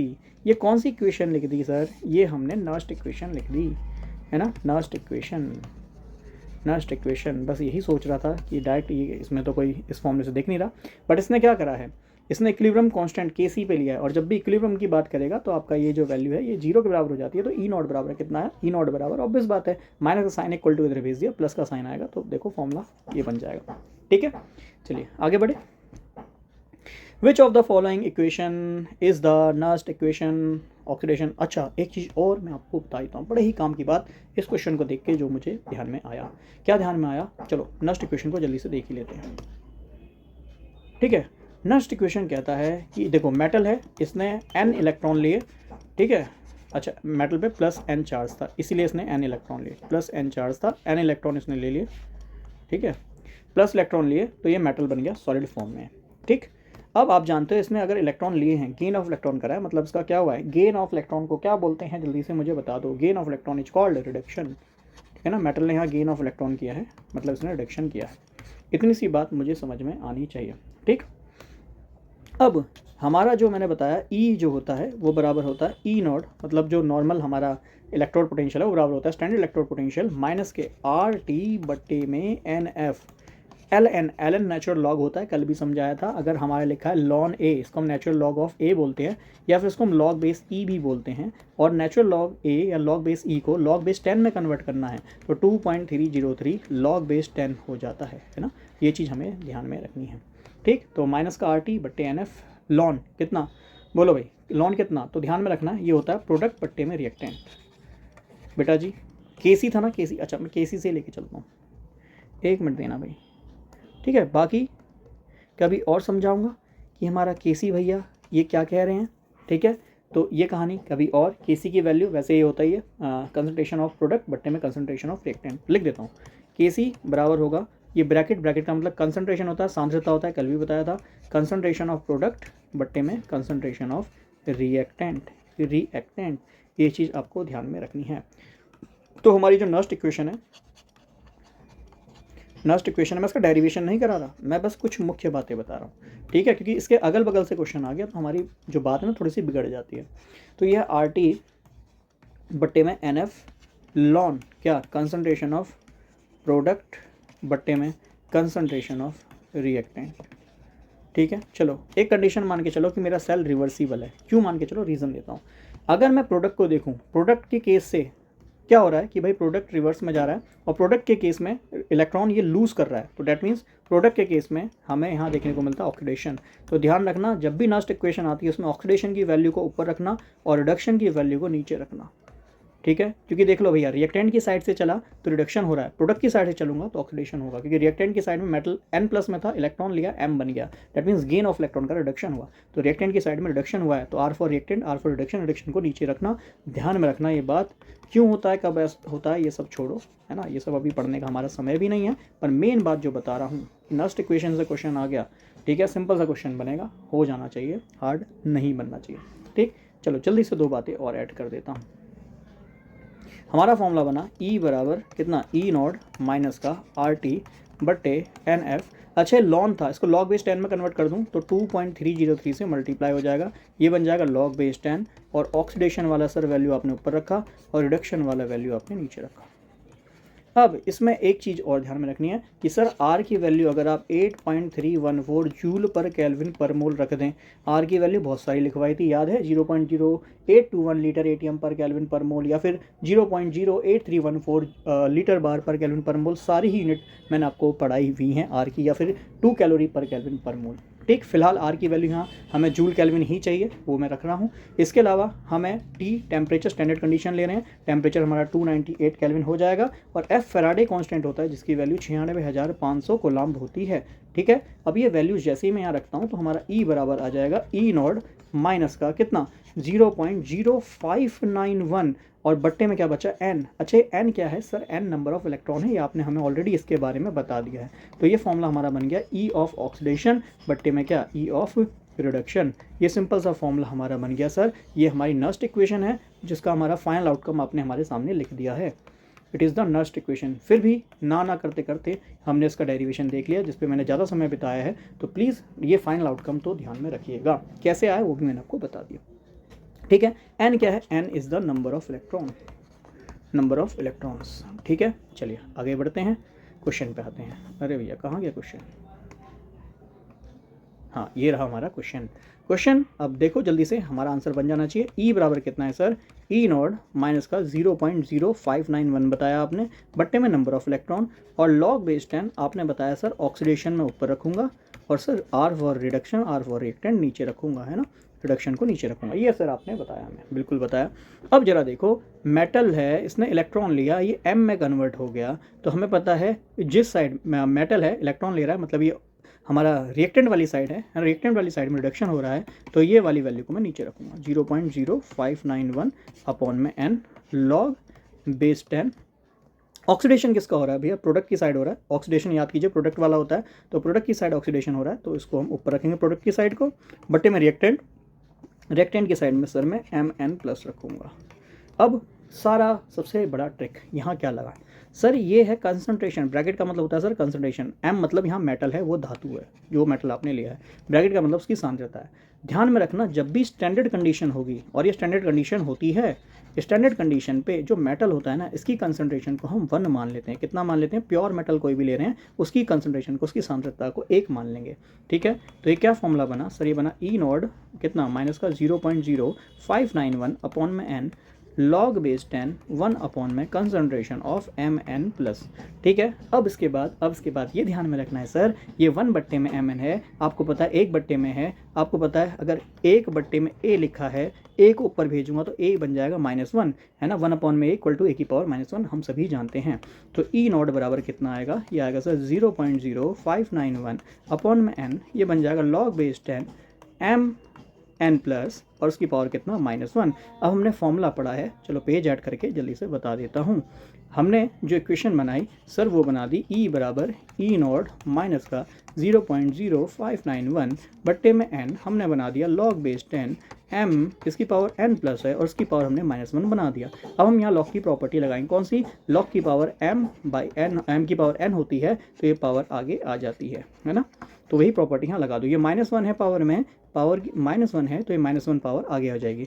आपको पता है अगर ये -1 आगे आएगा तो माइनस और माइनस ये प्लस का बन जाएगा, तो हमारा ई बराबर कितना बन जाएगा, ई नॉट प्लस का 0.0591 अपॉन में n log base 10 concentration of M N plus. ठीक है, तो ये हमारी इक्वेशन बननी चाहिए। अब आ जाओ क्वेश्चन पे। तो भैया पहले में भी अच्छा यही बन रहा है, ए मतलब यहाँ जनरली आप एक्टिविटी मान लीजिए, मोलर एक्टिविटी, तो ये भी ऑप्शन माइनस वाला नहीं बनेगा, माइनस वाला नहीं बनेगा। ई बराबर ई नॉट 0.059 अपॉन मैन 0.059 अपॉन मैन। अच्छा देखो मिसप्रिंट क्या है कि दोनों ही ऑप्शन इन्होंने सेम बना दिया, हालांकि दोनों ही ऑप्शन ठीक है, बट हाँ आप आंसर देख लो अपना, ठीक है ना, दोनों ही ऑप्शन सेम है, ठीक है, तो अपना आंसर आप देख सकते हैं। ठीक, चलिए आगे बढ़ते हैं। दोनों ही ऑप्शन सही दे रखे हैं, ये मत कहना कि सर एकदम से स्किप कर गए, देख लो भैया दोनों ऑप्शन मिसप्रिंट कर रखे हैं, मतलब सेम ही दे रखे हैं, बाकी चेंज कुछ दिख रहा तो बता दो, मुझे तो कुछ भी नहीं दिख रहा, सेम ही चीज़ दिख रही है ना, तो दोनों ऑप्शन सेम है, इसलिए दोनों ही सही आंसर है। आगे देखते हैं। हाँ जी, तो अगला question, if the standard oxidation potential, चलो स्टैंडर्ड ऑक्सीडेशन पोटेंशियल है तो ई नॉट, स्टैंडर्ड मतलब नॉड है ना, जिंक का है तो 0.763 है ना वोल्ट में, ये हमें गिवन है। और द हाफ इलेक्ट्रोड पोटेंशियल, अच्छा हाफ ही गिवन है, zinc electrode dipped in 0.01 molar, मतलब हमें यहाँ पे जिंक 2+ की क्या दे दी, कंसंट्रेशन भी दे दी बेटा, मोलरिटी याद कीजिए कंसंट्रेशन ही होती है। अब हमें ZnSO4 की कह रहा है क्या कि उसका बताओ स्टैंडर्ड इलेक्ट्रोड पोटेंशियल कितना होगा, तो भैया अच्छा दिया हुआ है इलेक्ट्रोड पोटेंशियल डिप्ड इन, अच्छा इलेक्ट्रोड पोटेंशियल कितना होगा, तो ई पूछा है, तो ई बराबर फॉर्मूला हमारा यही होता है भाई, है ना, कितना 0.0591 अपॉन में कितना n log बेस 10, ठीक है। ऊपर किसको लिखते हैं सर, जिसका ऑक्सीडेशन हो रहा हो, नीचे उसको लिखते हैं सर जिसका रिडक्शन हो रहा हो, बस इतना सा काम में करना है, वैल्यू सारी पुट कर दो। ई नॉट की वैल्यू 0.763 वोल्ट माइनस का कितना 0.0591 अपॉन में, भाई एक चीज़ और, जिंक है Zn2+ में जा रहा है तो कितने इलेक्ट्रॉन देगा सर, यह 2 इलेक्ट्रॉन देगा, है ना, बट्टे में 2 लिख देता हूँ।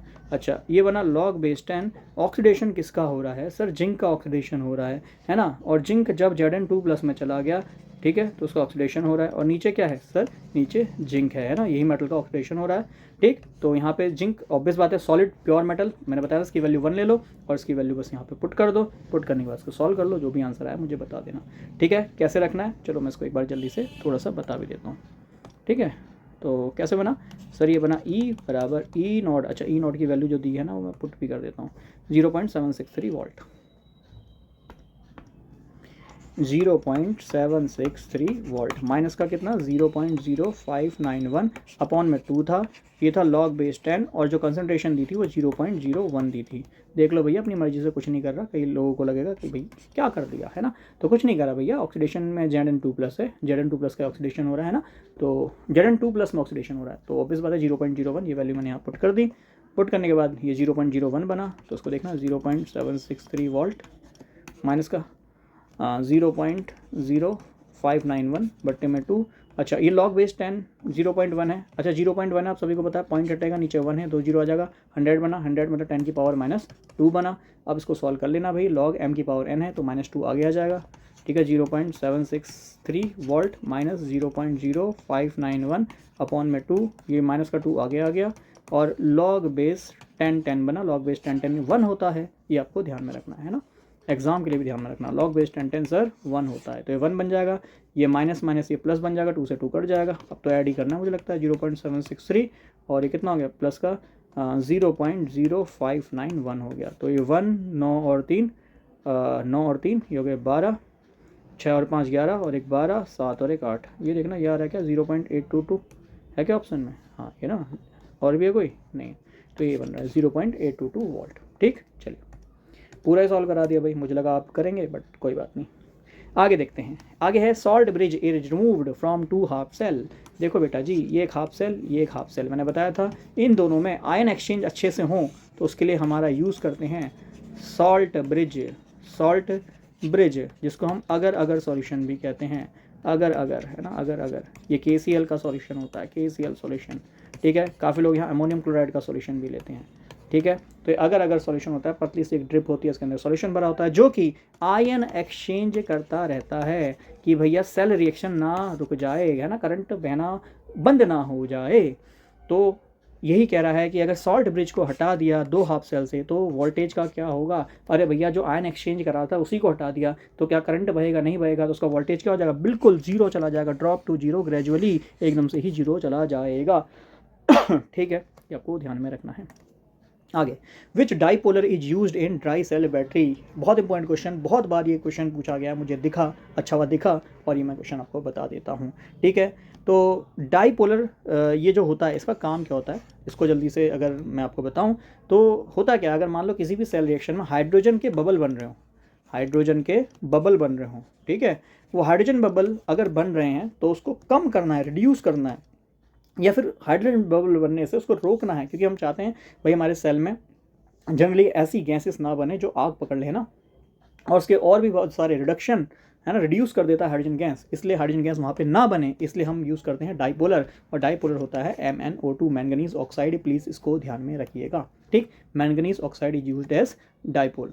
आगे बकमिस्टर फुलरीन क्या होता है, हम सभी जानते हैं, कार्बन के एलोट्रोप्स, कार्बन के एलोट्रोप्स, जिसमें एक बक्की भैया भी हमारे होते हैं। कौन कौन होते हैं? एक तो होता है भैया ग्रेफाइट, जिसकी प्रॉपर्टी हम जानते हैं सॉफ्ट होता है, इलेक्ट्रिकल कंडक्टर होता है, ठीक है। दूसरा होता है डायमंड, बहुत ज़्यादा हार्ड होते हैं, इलेक्ट्रिकल कंडक्टर पुअर होते हैं, हीट कंडक्टर पुअर होते हैं। तीसरे होते हैं हमारे बक्की भैया, बकमिनिस्टर फुलरिंग, जिसमें हमारे कार्बन C60 है ना, C45, आजकल ये C10,000 तक पहुँच गए हैं। इतने कार्बन आपस में जुड़ते हैं और एक फुटबॉल लाइक स्ट्रक्चर बना लेते हैं, फुटबॉल लाइक, है ना, फुटबॉल लाइक स्ट्रक्चर बना लेते हैं बक्की भैया।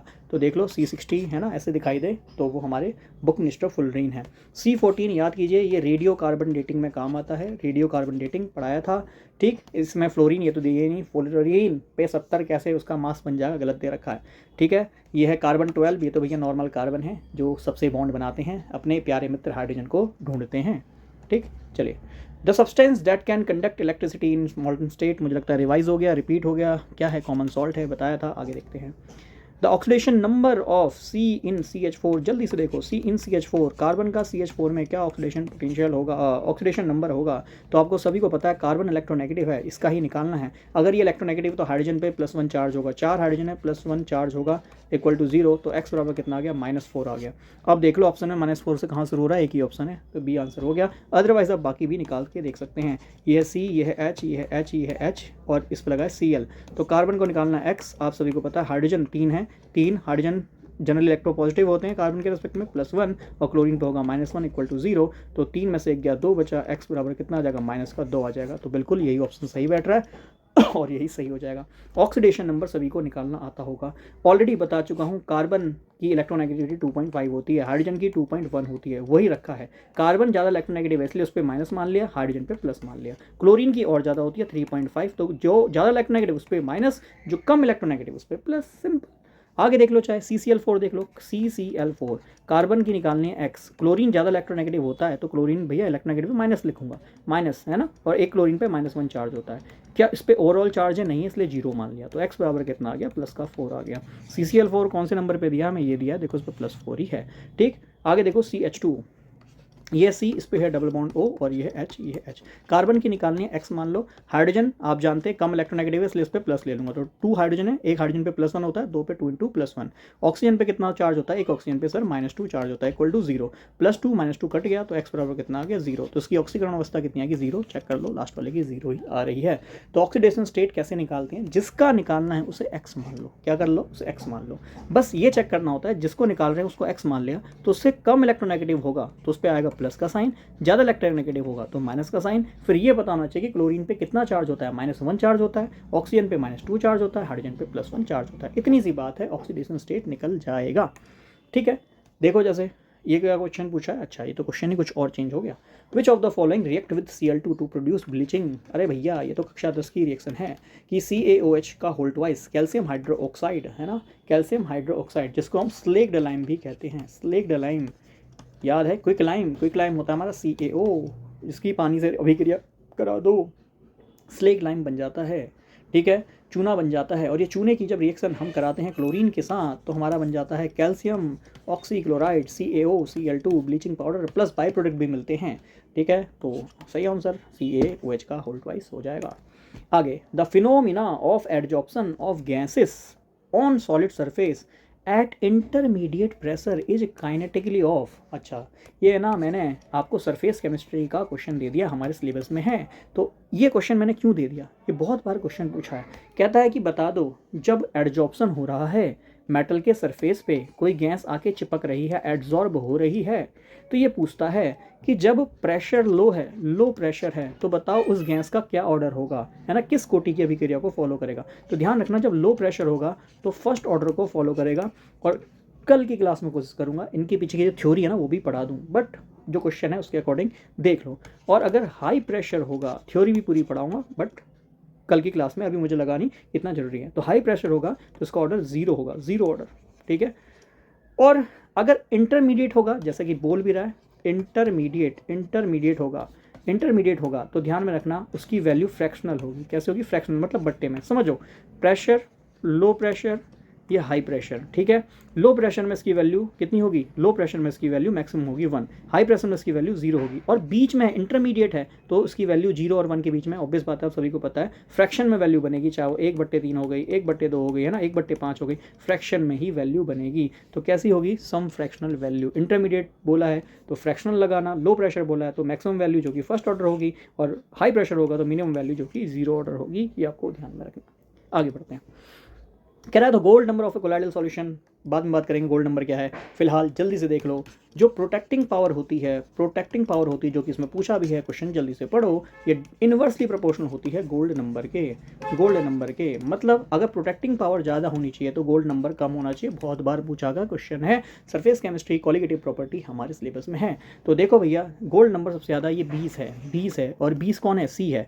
तो बेटा जिसका गोल्ड नंबर ज़्यादा उसकी प्रोटेक्टिंग पावर कम, तो सी की प्रोटेक्टिंग पावर सबसे कम हो गई। फिर इसके बाद कौन आना चाहिए, फिर इसके बाद 2.5, तो 2.5 बी है, फिर ए है। तो ए की प्रोटेक्टिंग पावर सबसे ज़्यादा है, क्यों, क्योंकि ए का गोल्ड नंबर सबसे कम है। बाकी क्वेश्चन पढ़ो, gold number of colloidal solution ABC 3 दिए हैं, और कह रहा है इसकी प्रोटेक्टिव पावर क्या होंगी उन कोलॉइड्स के साथ। तो भैया जिसका गोल्ड नंबर ज़्यादा उसकी प्रोटेक्टिंग पावर कम, और जिसका गोल्ड नंबर कम उसकी प्रोटेक्टिंग पावर ज़्यादा। तो ABC ऑर्डर होना चाहिए। कौन सा है, सेकंड है, second is the right answer, ठीक है।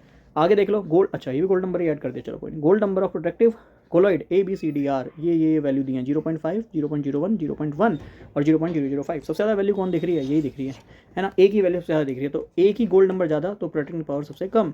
उसके बाद कौन सी वैल्यू दिखेगी भाई, उसके बाद आपको दिखेगी ये वाली वैल्यू, है ना, ये वाली वैल्यू किसकी होगी, सी की होगी, देन सी आएगा। उसके बाद गोल्ड नंबर और किसका कम होगा, इस वाले का, बी वाले का, और सबसे कम डी वाले का, तो उसकी प्रोटेक्टिंग पावर सबसे ज़्यादा होगी। तो ये ऑर्डर दिख रहा है कहीं, डी सबसे ज़्यादा होना चाहिए, ये वाला है। इसको बस उल्टा करके लिख दिया कि A is less than B is less than C और C is less than D, D सबसे ज़्यादा होना चाहिए, यही लिखा है।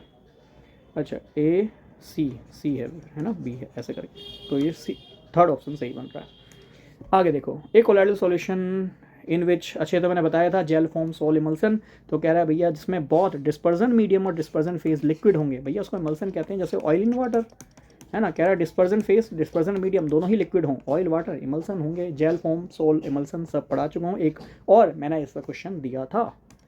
आगे, the number of element in first transition series. अरे भैया ट्रांजिशन एलिमेंट क्या होते हैं, संक्रमण तत्व क्या होते हैं। मुझे लगता है लेक्चर बहुत बड़ा हो गया है, मेरी भी आवाज़ बैठने लग गई है ना, और गर्दन में बैठे बैठे कई बार पेन हो जाता है लेंदी क्लास में, बस थोड़ी सी समस्या ये आती है। और अभी मेरे पास इतने रिसोर्सेज नहीं है कि मैं भी जो है डिजिटल बोर्ड वगैरह लगाऊं, वो तो सपोर्ट से ही आएगा। देखो सपोर्ट करोगे तो ही काम चलेगा, अदरवाइज तो फिर सारी दिक्कतें वाली बात है, ठीक है। क्या ट्रांजिशन मेटल क्या होते हैं, ट्रांजिशन मेटल वो होते हैं जिनका इनकम्प्लीट डी सबसेल होता है, इनकम्प्लीट डी सबसेल होता है। मतलब इसके डी में 1 से लेकर 9 इलेक्ट्रॉन होने चाहिए, ठीक है, चाहे वो मेटल वाली स्टेट में हो, चाहे वो मेटल की आयन वाली स्टेट में हो। यूरेनियम मेटल ही हो, वो मेटल का आयन है, अगर मेटल आयन में भी उसके पास 9 इलेक्ट्रॉन हो रहे हैं ना, 1 से लेकर 9 इलेक्ट्रॉन, तो वो ट्रांजिशन मेटल होगा। जैसे फॉर एग्जांपल कॉपर के केस में काफ़ी लोग बड़े चक्कर में आ जाते हैं कि सर कॉपर का कॉन्फ़िगरेशन होता है AR3D10 4S1, और तुरंत कहते हैं सर इसके तो डी में पूरे इलेक्ट्रॉन हैं। ट्रांजिशन मेटल वे होते हैं, संक्रमण तत्व वे होते हैं जिसके डी में 1 से लेकर 9 इलेक्ट्रॉन होंगे, पर इसके तो 10 हैं। मतलब ये डी ब्लॉक का एलिमेंट तो है क्योंकि इलेक्ट्रॉन इसका डी में आ रहा है, बट ये संक्रमण तत्व नहीं है क्योंकि इसके डी में 1 से लेकर 9 इलेक्ट्रॉन नहीं है। बट तुरंत हम बात को कहते हैं बेटा कॉपर +2b बनाता है, +2 में इसका इलेक्ट्रॉनिक कॉन्फ़िगरेशन 3D9 4s0 हो जाता है, ये D9 आ गया। तो मैंने बोला ना मेटल हो चाहे उसका आयन हो, D9 दिख जाए या 1 से लेकर 9 इलेक्ट्रॉन दिख जाए तो ट्रांजिशन मेटल होगा।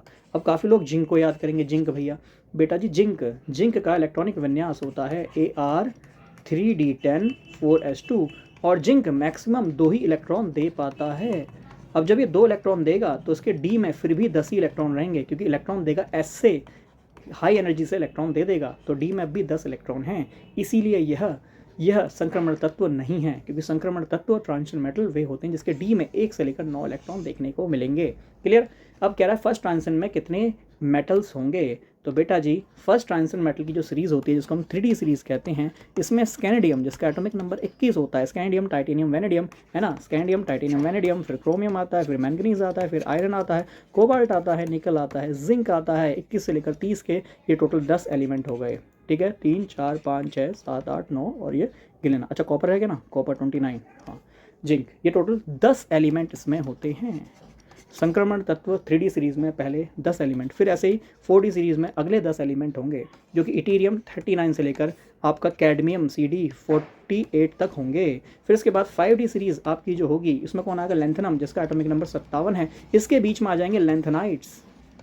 लेंथेनाइड्स पीरियोडिक टेबल आपने पढ़ी होगी। लेंथेनाइड जिसमें आपका कहाँ से शुरू होता है, सीरियम से जिसका एटॉमिक नंबर 58 है, से लुटीशियम जिसका एटॉमिक नंबर 71 होगा। इसके बाद 72 वाला एलिमेंट हॉफमियम यहाँ आएगा और उसके बाद 80 हाइड्रागारियम मरकरी तक आपको सारे एलिमेंट दिखाई देंगे। तो हर ट्रांजिशन सीरीज में 10-10 एलिमेंट होते हैं। रीज़न भी दिया था क्योंकि डी में 1 से लेकर 10 इलेक्ट्रॉन भर पाते हैं, तो उसी के बेसिस पे हमारे 10 एलिमेंट बन जाते हैं। तो हर ट्रांजिशन सीरीज में 10 एलिमेंट होते हैं जिसमें 5D के बीच में लेंथेनाइड आ जाते हैं, सीरियम से लुटीशियम। ऐसे 6D में हमारे एक्टिनियम आ जाते हैं। कौन आते हैं सर, ये एक्टिनियम आ जाते हैं जो कि थोरियम के बाद आते हैं। थोरियम मतलब थोरियम जिसका एटॉमिक नंबर 89 होता है। 89 होता है मतलब यहाँ थोरियम होगा। इसके बीच में एक्टिनाइड होंगे, जैसे यहाँ लेंथेनाइड है 4F सीरीज जिसको कहते हैं, ऐसे ही यहाँ इसके नीचे 6 सीरीज होगी जिसमें बीच में कौन आएंगे, एक्टिनाइड आएंगे। थोरियम के बाद वाले सारे एलिमेंट आ जाएंगे। क्लियर है। तो थोरियम से लेकर आपके कहाँ तक होंगे ये भैया आपके होंगे लॉरेंसियम 103 तक ये एलिमेंट होंगे। फिर 104वां एलिमेंट यहाँ आ जाएगा, अननिल क्वाडियम वहाँ पे आ जाएगा। कहाँ पे आ जाएगा, जस्ट इसके बाद, है ना। जैसे हॉफनियम आया ऐसे ही 104वां एलिमेंट यहाँ पे इस 6D सीरीज़ में आपका क्या होगा, जिसको हम रदरफोर्डियम भी कहते हैं, कुरचातोवियम भी कहते हैं, या फिर अननिल क्वाडियम भी कहते हैं। ठीक है, चलिए खैर ज़्यादा मैं ज्ञान नहीं पेलता। मेन बात जो है हमारे क्वेश्चन का आंसर यहाँ पे मिल गया। कितने होने चाहिए, 10 एलिमेंट्स होने चाहिए। ट्रांजिशन मेटल के होते हैं ये भी मैंने आपको बता दिया। ठीक है, which element contain D electron, भैया आयरन ही दिख रहा है ना। क्यों दिख रहा है, क्योंकि Fe कितना होता है, Ar3d6 है ना, Ar3d6 4s2। ये क्या होता है, ये होता है आपका 3s2। एल्युमिनियम क्या होता है 3s2 3p1। अरे हीलियम है, ये होता है 2s2। इनके तो लास्ट इलेक्ट्रॉन डी में आ ही नहीं रहा, केवल एक ही भैया है जिनके लास्ट इलेक्ट्रॉन डी में दिख रहे हैं। अब ये मत कहना लास्ट तो आपने 4s लिखा है। अरे भैया इलेक्ट्रॉनिक कॉन्फ़िगरेशन सिखाया था, n+l रूल सिखाया था, जिसकी वैल्यू 3D के लिए कम होती है, इसलिए इलेक्ट्रॉन लास्ट वाला कहाँ आ रहा है ना, 3D में आ रहा है। मतलब ज़्यादा होती है, 4s की कम होती है। 4s की कम होती है इसलिए 4s में पहले इलेक्ट्रॉन भरोगे देन 3D में भरोगे। जिनको नहीं समझ में आ रहा, कुछ पल्ले नहीं पड़ रहा, प्लीज़ इलेक्ट्रॉनिक कॉन्फ़िगरेशन जैसी वीडियोस तो देख लें। नहीं अगर आता है तो कमेंट में डाल दीजिएगा, टेलीग्राम पे मैं शेयर कर दूँगा। इलेक्ट्रॉनिक कॉन्फ़िगरेशन तो आना चाहिए। चलिए इलेक्ट्रॉनिक कॉन्फ़िगरेशन लो भैया, 4F 4D 6s। काफ़ी लोगों को लगेगा, देखो काफ़ी लोग यहीं गलत करके आएंगे, सर लास्ट इलेक्ट्रॉन 6s में भरा है तो 6s में जो इलेक्ट्रॉन भरा है तो S ब्लॉक का एलिमेंट हो जाएगा क्योंकि लास्ट इलेक्ट्रॉन S में भरा है। बट बता देता हूँ n+l रूल लगा लेना। n+l की वैल्यू जिसके लिए मिनिमम आएगी इलेक्ट्रॉन पहले उसमें भरा जाएगा। तो 6s में n+l की वैल्यू, n की वैल्यू 6, l की वैल्यू s के लिए 0, तो ये 6 आ गई। जबकि 5D के लिए वैल्यू निकालना n+l की, n की वैल्यू यहाँ 5 हो जाएगी और d के लिए l की वैल्यू 2 होती है, आगे 7। तो बताओ वैल्यू मिनिमम किसकी है, वैल्यू मिनिमम है 6s की जो कि 6 है। जिसकी वैल्यू मिनिमम होती है इलेक्ट्रॉन पहले उसमें ही आता है। तो पहले इलेक्ट्रॉन 6s में आया होगा और लास्ट इलेक्ट्रॉन d में आया होगा। ठीक है, और आपको बता दूं ये 5D ये किसका होता है, इरिडियम का होता है। इरिडियम है ना, कितना बैठेगा इसका 77 और इरिडियम कितना होता है बोलो, Xe 4F14 5D 7 6s2। ठीक है, तो इरिडियम है जिसका लास्ट इलेक्ट्रॉन D में आया है, तो ये D ब्लॉक का एलिमेंट है। प्लीज़ ध्यान में रखना, पढ़ा है ये सब।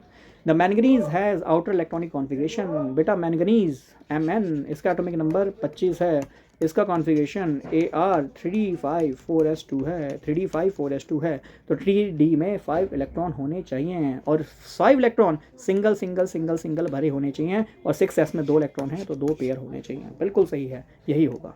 आगे देखो डाई मैग्नेटिक आयनेज, इनमें से कौन सा डाई मैग्नेटिक होगा जिसके पास मैग्नेटिक फील्ड के अपोज में काम करेगा, है ना। डाई मैग्नेटिक मतलब सारे इलेक्ट्रॉन पेयर होने चाहिए। ऑल इलेक्ट्रॉन्स आर पेयर्ड, सारे के सारे इलेक्ट्रॉन्स पेयर में होने चाहिए, जोड़े में होने चाहिए। सर डाई मैग्नेटिक होना चाहिए, बिल्कुल होना चाहिए।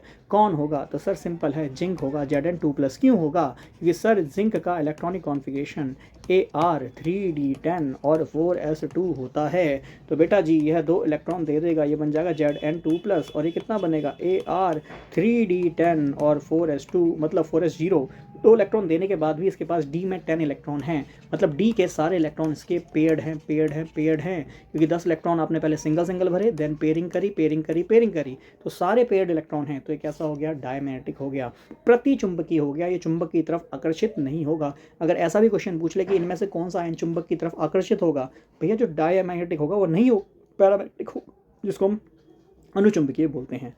Ti2+ बेटा टाइटेनियम का इलेक्ट्रॉनिक कॉन्फ़िगरेशन होता है Ar, कितना 3d2 4s2 है ना, और +2 है, मतलब s के 2 इलेक्ट्रॉन दे देगा, d में 2 इलेक्ट्रॉन है, तो बेटा ये d का सेल बना लो, और d में 2 इलेक्ट्रॉन है तो भर दो, दोनों अनपेड हैं, तो कैसा हो गया, पैरामैग्नेटिक हो गया।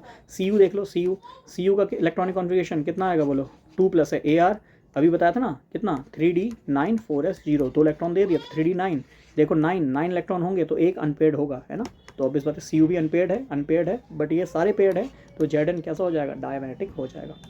आगे देखो, the number of unpaired electron in the complex, ये देखो भैया क्या क्या कॉम्प्लेक्स लिए, NiCl4 और उस पर है 2-, जिनको ऑक्सीकरण अवस्था निकालनी आती है तुरंत निकाल लेंगे। Ni इसको x मान लिया, प्लस Cl पे कितना चार्ज है 4 × -1 इक्वल टू ओवरऑल चार्ज कितना है सर -2। आगे देखना NiCO4 है, निको4।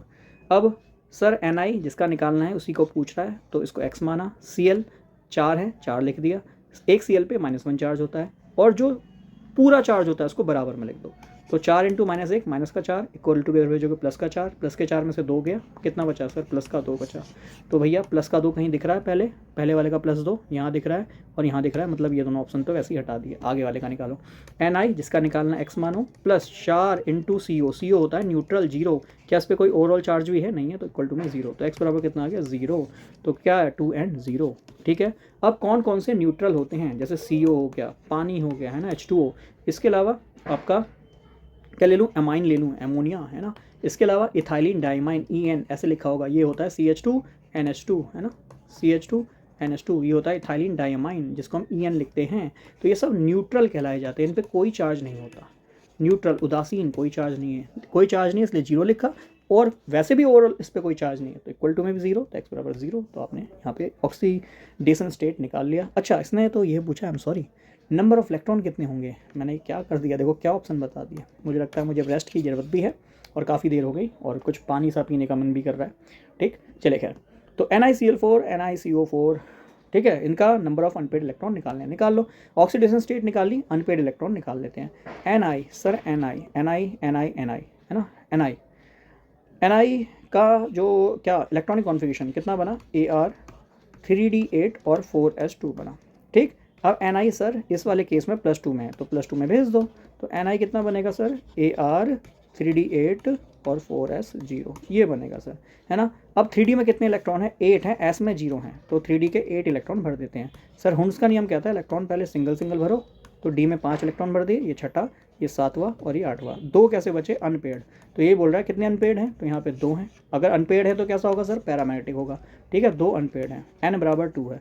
मैग्नेटिक मोमेंट भी निकालना सिखाया था, μs = √n+2 बोहर मैग्नेट्रॉन, याद कीजिए, तो 2.83 इसका मैग्नेटिक मोमेंट भी आ जाएगा। तो n बराबर कितने हैं सर, 2 हैं, तो 2, अच्छा ऑप्शन देखो, ऑक्सीजन स्टेट भी सेम आ रही है, number of electron, unpaired electron भी सेम आ रहे हैं। यहाँ देखना NiCO4, इसकी ऑक्सीजन स्टेट 0 है, अच्छा 0 है। एक चीज़ और यहाँ पे जो ध्यान में करनी होती है, क्या कि CO एक स्ट्रॉन्ग फील्ड लिगेंड है, पेयरिंग कर देता है, तो Ni के जो 8 इलेक्ट्रॉन हैं वो ऐसे दिखाई देंगे, कहाँ है 8 इलेक्ट्रॉन, तो देखो 3d8, 8 इलेक्ट्रॉन ऐसे पेयर दिखाई देंगे, और 4s के 2 इलेक्ट्रॉन भी यहाँ के पेयर हो जाएंगे, क्यों, क्योंकि CO है स्ट्रॉन्ग फील्ड, और स्ट्रॉन्ग फील्ड कर देता है पेयरिंग कर दी, जिसकी वजह से सारे पेड हो जाएंगे, तो नंबर ऑफ अनपेड इलेक्ट्रॉन 0 हो गए, n बराबर 0 आ गया। तो खैर हमारा आंसर ये भी सही बन रहा था, ठीक है, बट ऐसा नहीं है कि ऑक्सीजन स्टेट और नंबर ऑफ इलेक्ट्रॉन हमेशा बराबर होते हैं, तो तुक्का था, संयोग था, ठीक, बाकी निकालना आना चाहिए। Which of the following cyano complex would exhibit lower value of paramagnetic, तो देखो CN CO NO ये सभी स्ट्रॉन्ग फील्ड लिगेंड होते हैं, और जितने भी स्ट्रॉन्ग फील्ड लिगेंड होते हैं ना बच्चों, ये करते हैं पेयरिंग, तो पेयरिंग करेंगे CN VN सब कुछ मिला के, तो इनकी हम निकालते हैं ऑक्सीकरण अवस्था।